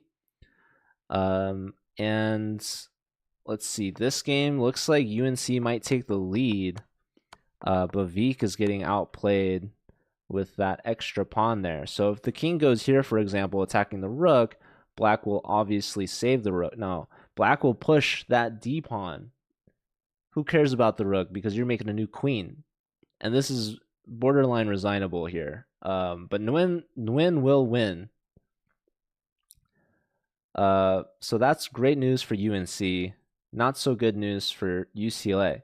Now, Viam might pull this off with the extra pawns. Probably very unlikely. But, time scrambles, anything can happen. This rook is doing a great job. This king would love to just step up and get out of the way. So, yeah. This bishop trying to do something here. Going after that a pawn. I love it. Very smart maneuver here. Pawn check, maybe. No. Bishop coming back. Bishop covering here.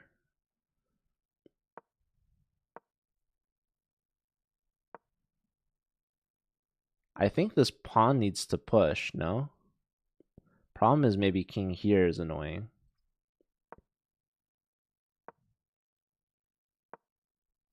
Here, just trying to do something. I don't know. Rook up, threatening mate, actually. Bishop back, but this is going to lose a pawn. If Yam's not careful, you could lose this game. But yeah, very well played from Thomas. But yeah, if Yam loses this, UCLA actually risks getting swept in the second round here, which would be obviously not ideal.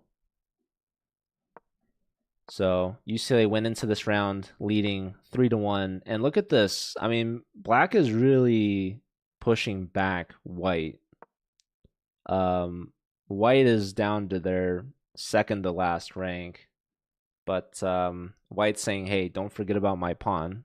So here and now, bishop's able to protect. The king is boxing out the other king. Oh, can't take that. That's a nice little bait there, if you will. If rook took bishop, then the pawn would promote. So yeah, this is why it's going to be basically a stalemate. Although that being said, both sides are still trying to win, obviously. And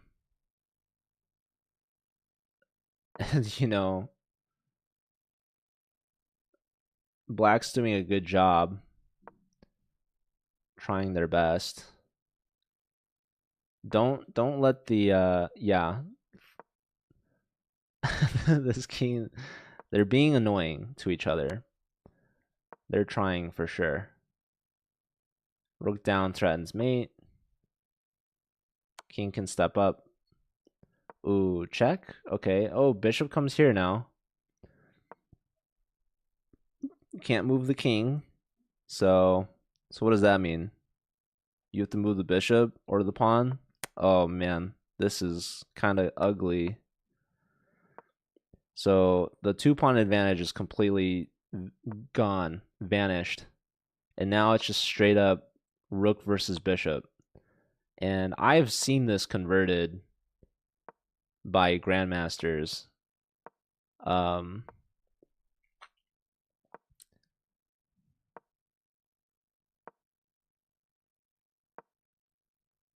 Like, I'm pretty sure we've seen some swindles in like Title Tuesday, what have you. But yeah, I mean, look at the progress that's being made. Black has been making tremendous strides, not only winning 2 connected pass pawns, but now putting the king on the back rank,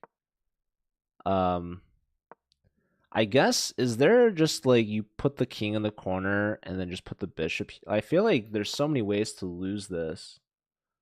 Um, so it's a little scary. So king here is threatening the mate, right? King goes to the corner now, and now we have bishop g1 as a defense. So, okay. Here, now there's a check.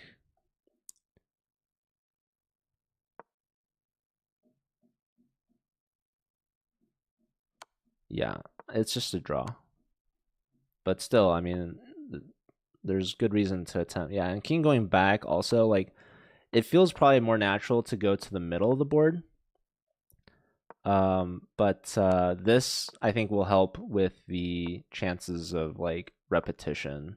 Probably just get things going a little faster.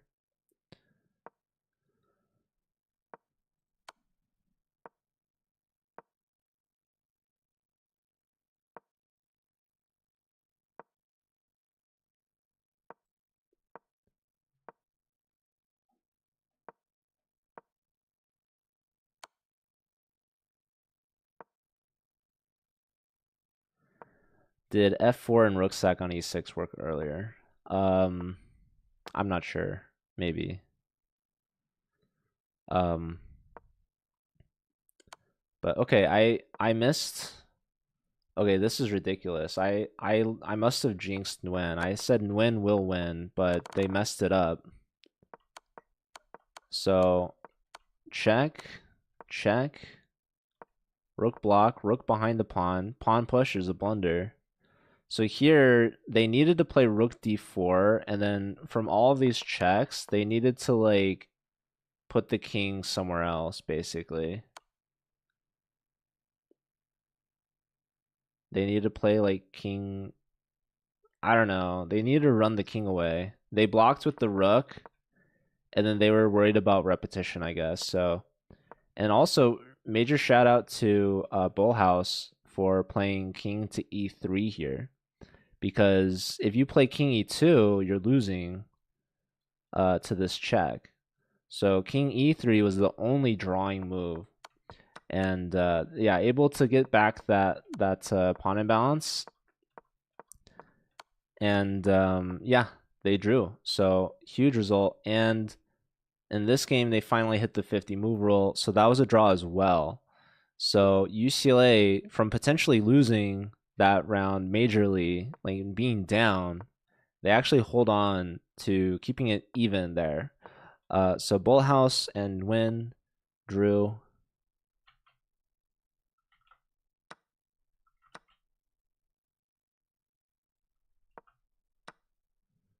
And Viam and Thomas drew. So the match is tied up 4-4. So great round from UNC still, nonetheless. Tying things up. They were down by 2 after 2. Now they are, actually, I meant down by 2 after 1 round. But after the second round, they've tied it back up. So they won that round by the same score that UCLA won the first round, by a score of 3-1.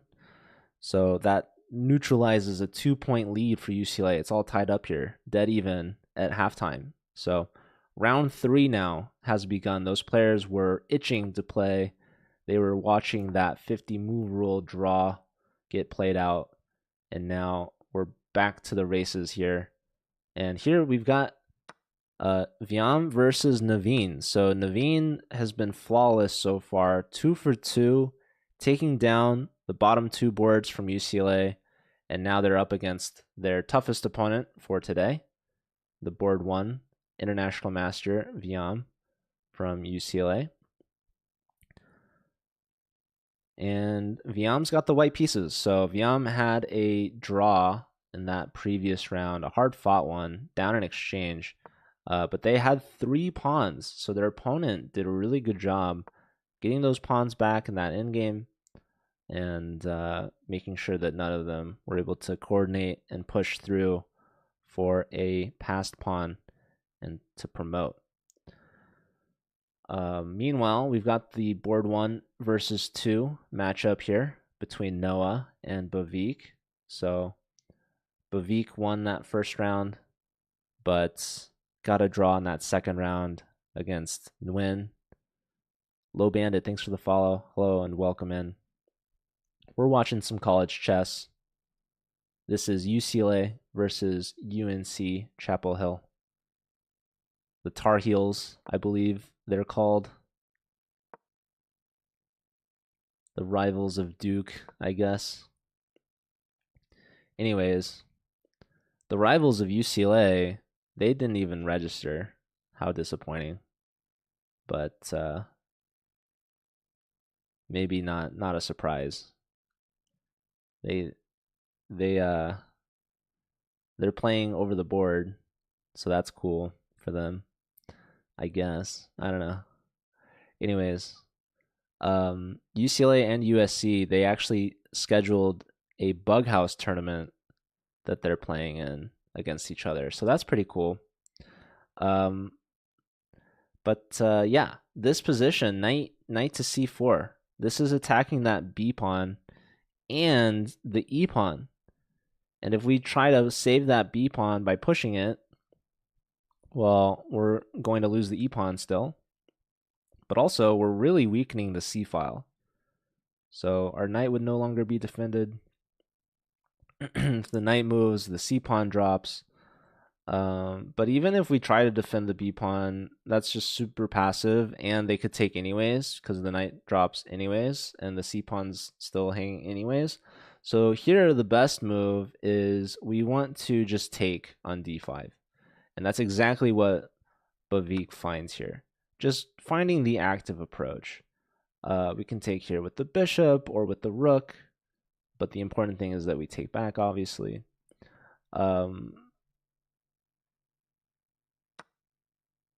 There was another idea besides knight takes d5, and it was the move b4, hitting the rook.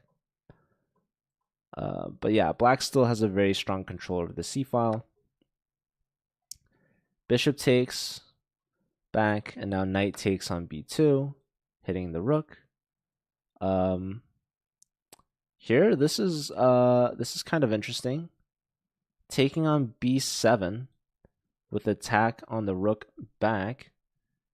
Black can just take on d1, and then we will take on d8. Sorry, c8. And then there's this move, knight takes on f2.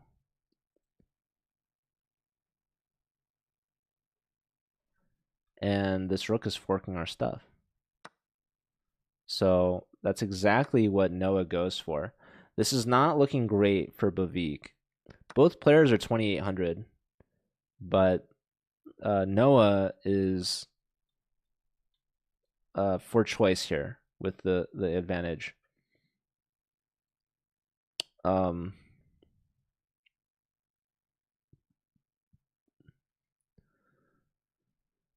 Yeah, I mean, all these pawns are really weak.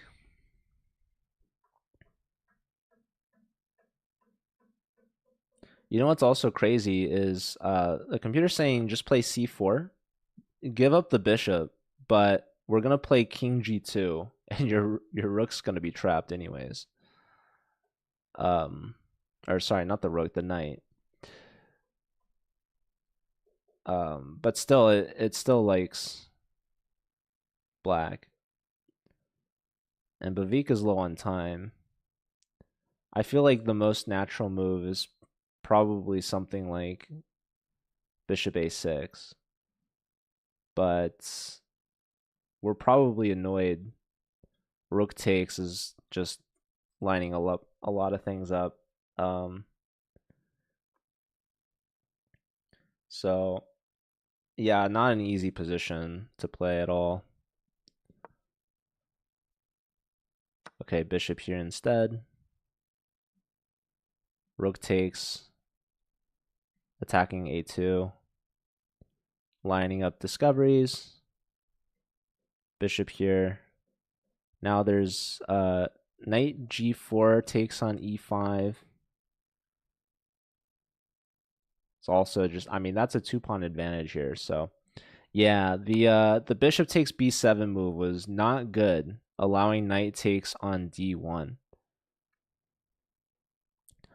Okay, so Noah's doing great here against Bavik. Let's check back in with Naveen. Naveen's been playing great, a flawless, perfect 2 for 2. Take care, Bala. Thanks for being here. Always good to see you. Yeah, White's king just kind of on the run, so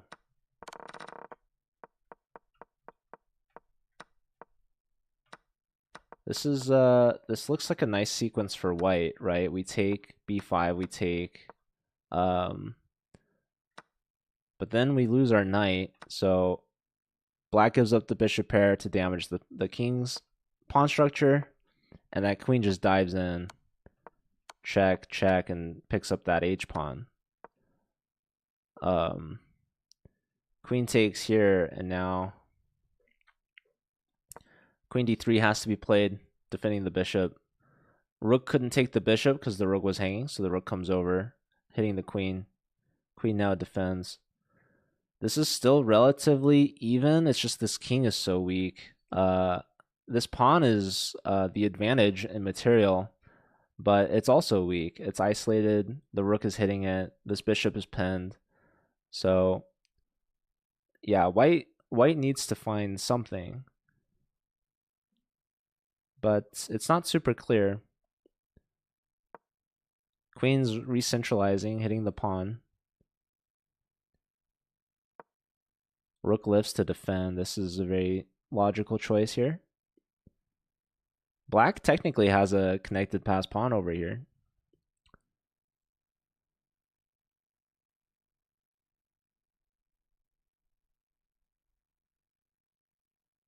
And white has doubled pawns. And this king is just so weak. So that's going to be the main thing here. And it's important to go to e1, actually. Any other move apparently was losing, which is kind of ridiculous. Queen f1. White's saying, let's please get the queens off the board. And just barely, rook check, we can block on c1, which is important. Any other block and we're losing. All right, and we have 2 results. I've been missing out all the results, basically. But this is resignation here. So that's a lot of pawns. Yeah, we were watching Noah basically cooking Bavik, winning some pawns. So Noah is going to build onto the lead. We missed Train Your Dragon, but they beat Nguyen.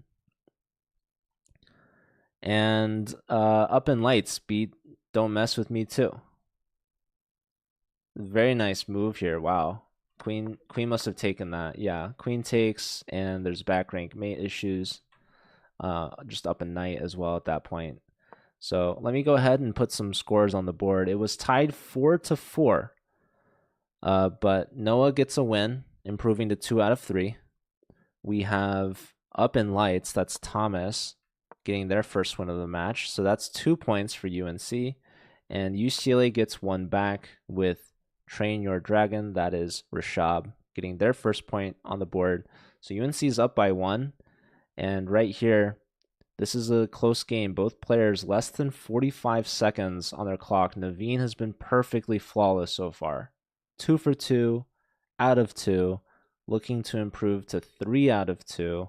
Black currently is better on the evaluation, but it is not so obvious why. White is up material. It's this king is so weak. There's no g-pawn, no h-pawn. The king is in the middle of the board. In fact, rook to b1 is the recommendation here. Naveen just goes for the draw. Couldn't find anything more. Now, if rook b1 check, if queen takes, now queen check is a skewer. So rook b1, the king would have to step up. And then we're getting another check here. You have to block with the pawn. Wait, hold on. What's going on in this game? So they just settled for a draw, right? But if rook b1 check, you'd have to block rook d1. If you step up, you're getting cooked. This is mate. f3, queen here is mate. So you would be forced to play And we already mentioned queen takes is not possible because queen check is a skewer. So rook d1 is the only move here. This is a nice test. You could trade a pair of rooks off and then see if you can try to grind down in that position. But Naveen took the draw, which is honestly pretty good against the top board international master from UCLA. And Naveen's still undefeated. And Naveen's team is up by 1 with that draw. So UNC, they go into the 4th round up by 1, feeling pretty good. UCLA, they need to bring it back if they are to at least force overtime, but they would also be able to win with 3 points in this match, which they did in the first round, but they've not been looking so good. They started off very strong, but unable to keep up with that pace. UNC's been looking really good since then. Hi, Dabo. I probably meant 2 out of 3 instead of 3 out of 2. I'm not sure what I said, to be honest. Hey, Tomas. Thanks for appreciating Gerbs. Okay. Wow. King on f2. That is certainly a move. Just making sure to unpin the knight. Probably we want to play e4, right? I don't know why we wouldn't have done it a move earlier. Probably bishop takes with check, but still, e4 looks great to me. Also, there's this move knight takes c4. So king f2 is very kind of oddball move here from don't mess with me too. So yeah, here just take on d4 now, right? I mean, that looks pretty good to me. But who am I? This bishop is hit. Yeah, I don't know why e4 was so scary the previous move. Like why white didn't just do that immediately, automatically, before even castling or getting rid of castling. This was not scary at all. Actually, this helps us defend our d pawn. So yeah, both players playing a little funky, a little slightly odd. But you know, that's blitz. So both players pretty even on rating, but this is looking good for white. Some missed opportunities there for black. Wow. Bishop takes, just absolute sacrifice. Pawn takes. White says, I'm going to accept that. Just don't step here and get forked. And probably you don't want to go here, I'd assume. So you have king to g1. Kind of a goofy looking move. King e3, not so good still, probably. I don't know. Just not really the proper home for the king there on e3. But yeah, interestingly enough, there's a lot of lines where king g1 just gets you mated immediately. But this is not one of those times. So yeah. Very, very big move here from don't mess with me too.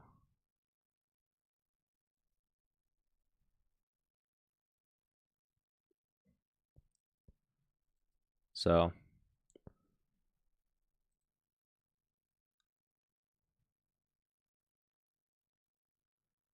yeah, well, Naveen did not go 3 out of 3, but they are undefeated. They're 2.5 out of 3, so they haven't lost yet.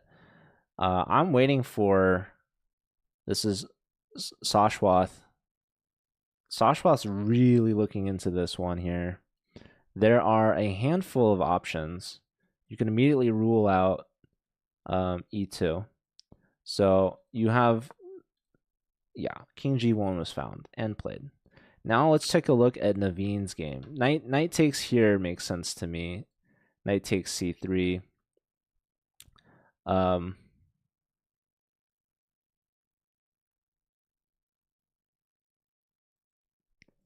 Wow, computer wants knight c3, followed with knight takes f7. There's like no way that white finds this, right? That's just ridiculous. Yeah, no. So, okay. Knight takes, if knight takes, queen takes, there's bishop check. rook falls to the, or rook takes knight. It's ridiculous move. And if king takes, there's queen f3 check fork. So that's also ridiculous. But Sashwa, being the human, plays queen g4. And the computer still likes white slightly. Black castles. Bishop here, just threatening checkmate in one singular move, so that's pretty nice. But I guess they missed this as a check. Pretty big one at that as well. Queen comes here, defending mate. That's so naturally logical. That's what I probably would have done. So that was the first move that came to my mind. Just defend the mate, attack the bishop. But here, clearly bishop here is annoying. Can't take the knight because it's defended by the pawn. Can't go here because it's defended by the knight. Can't go back, obviously, because of the diagonal. So you're forced to go up the board, I guess. Queen f5. Otherwise, you're playing h5, which doesn't feel right. So we get a queen trade. And now either of these pawns are ripe for the picking. Probably you want to take the pawn that doesn't let them take your pawn. But what do I know? Taking with the bishop is developing a piece, and we're putting pressure on f7. We're actually preventing this fork, which I guess was the big threat. So that makes a lot of sense to me. Now, if d takes f6 fork, we get this check anyways. King h8. And then also, even with the fork, we can always bring the bishop back, attacking this piece here, and we can always play here, defending our piece again, both our pieces actually. But the computer really likes f7. Rook takes, bishop takes, and if knight takes, we get rook d1, skewering the rook in the back rank, which is really cool. Okay, let's look at the actual position here. Bishop takes, knight trade, then takes on c5. So bishop pair, looking pretty good for white. Okay, let's look at another game, shall we? Let's check in with Naveen. Naveen up against the Bull House, Bavik. So what's been going on here? A lot of pawn pushes near the king. Queen's coming in. Grabs the b pawn. Hit by the bishop. Queen steps up. The b pawn is completely hanging. And yeah, Bavik's looking pretty good here, I'd say. With, this is a connected pass pawn in the center. Rook takes is a really active rook on the second. Rook b6 is just another tempo on the queen. So bishop pair for black. Everything's pretty solid. Just defending everything. So, yeah, Naveen. Wait, sorry. This is Bavik. Yeah, Naveen has the white pieces. They haven't lost a game yet, but this could be their exception. Oh my goodness, this was an early, quick game here for UNC, which is huge for them. Let's see this. This was, I guess, like a miniature. This is a French defense. And an all-out pawn storm attack on the king side. Opposite side castles. And yeah, black just gets that open H file. Rook lift, rook double, GG. Man, oh man. That is absolute brutality. It's so simple and so clean. Here, so this is the last moment that white had something. And it stems from bishop takes h5. Or even bishop e2 it likes. But here, now just g4. And you're getting cooked. So, rook lift, rook double, and resigns. That is not how you want to go out in round 4. So, huge point for UNC. Let's check in with the top boards. Thomas Kung up in lights, getting 2.5 out of 4. That brings UNC within 1 of winning the match. So, Um, UCLA needs to win out, basically. They can afford only one draw. So here we've got the top boards. We've got Viam against Noah. Viam International Master. Looks like they're up a piece for 2 pawns, and they're up on the clock. So that's looking good. Here we've got the bottom 2 boards, and this is looking great for Sashwath with the white pieces. So bishop pair, up a piece for 3 pawns, but these 3 pawns are completely isolated, very exposed. So the bishop pair is going to be dominant in this endgame. Also up on time as well. So that's also looking good for UCLA.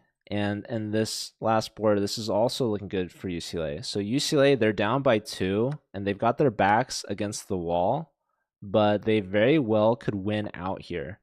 UNC, they're within 1 of winning, but that could be all they get. So this could be a very exciting finish, but that depends on how clutch these players are.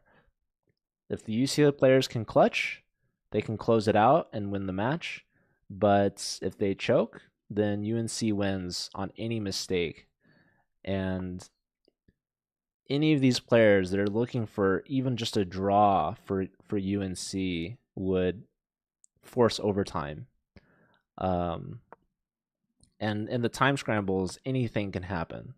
So it's all down to this. I don't think a single player has over a minute left on their clock. And this might be the closest game here. It's a bishop versus 2 pawns. Less than 10 seconds for Noah. Where to even look? Bavik is closing this out. Bishop takes. Maybe, I don't know. Or even bishop here just looks so good to me too. Also, the pawn is pushing. Bavik is going to close this out for sure, right? Bishop's hit. Queen's hit. Queen has to guard this guy. Bishop takes h4. Yeah. You can't take.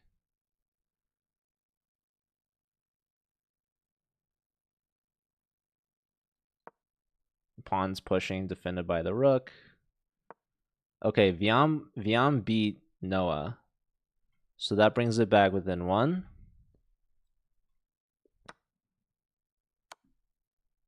Check. That's 1 check.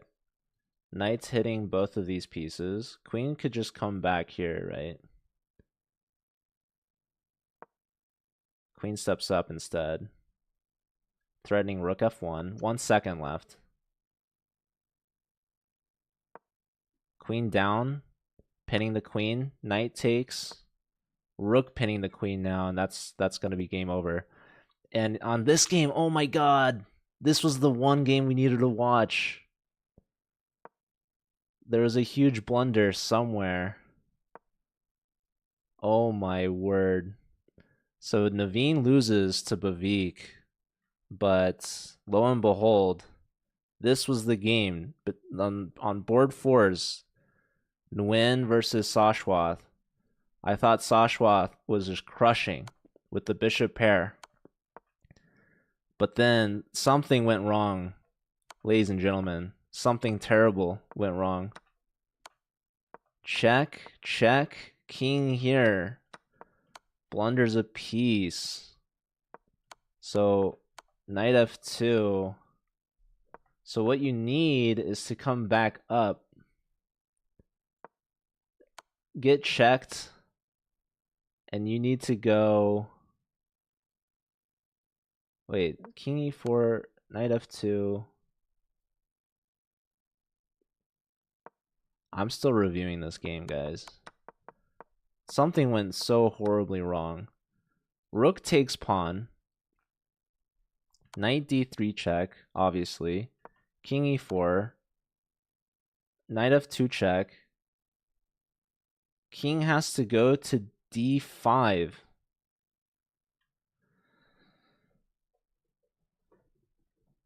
You drop the piece, but then you get the bishop check. King is forced somewhere here, let's say. And now rook c7 check. If king here, we get this check. And yeah, this pawn is just rolling, right? So,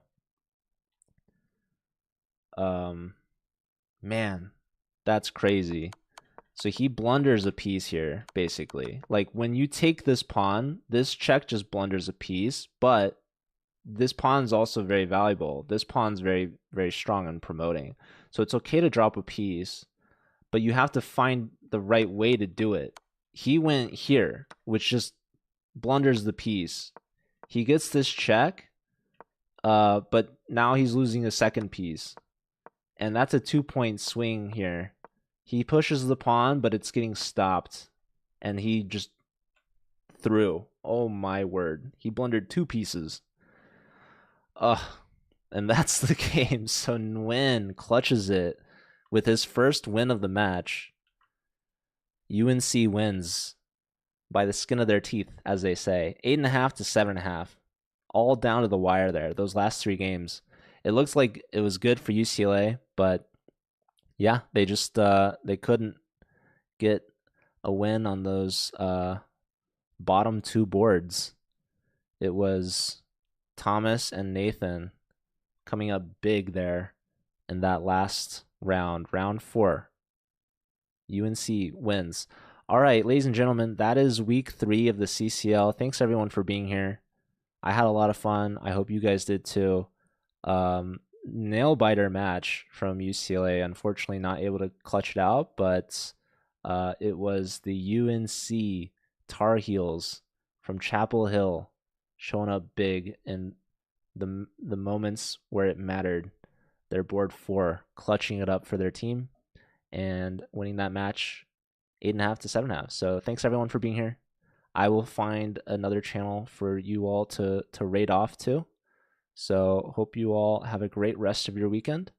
I'll head out now. And yeah, thanks, Physic and everyone else.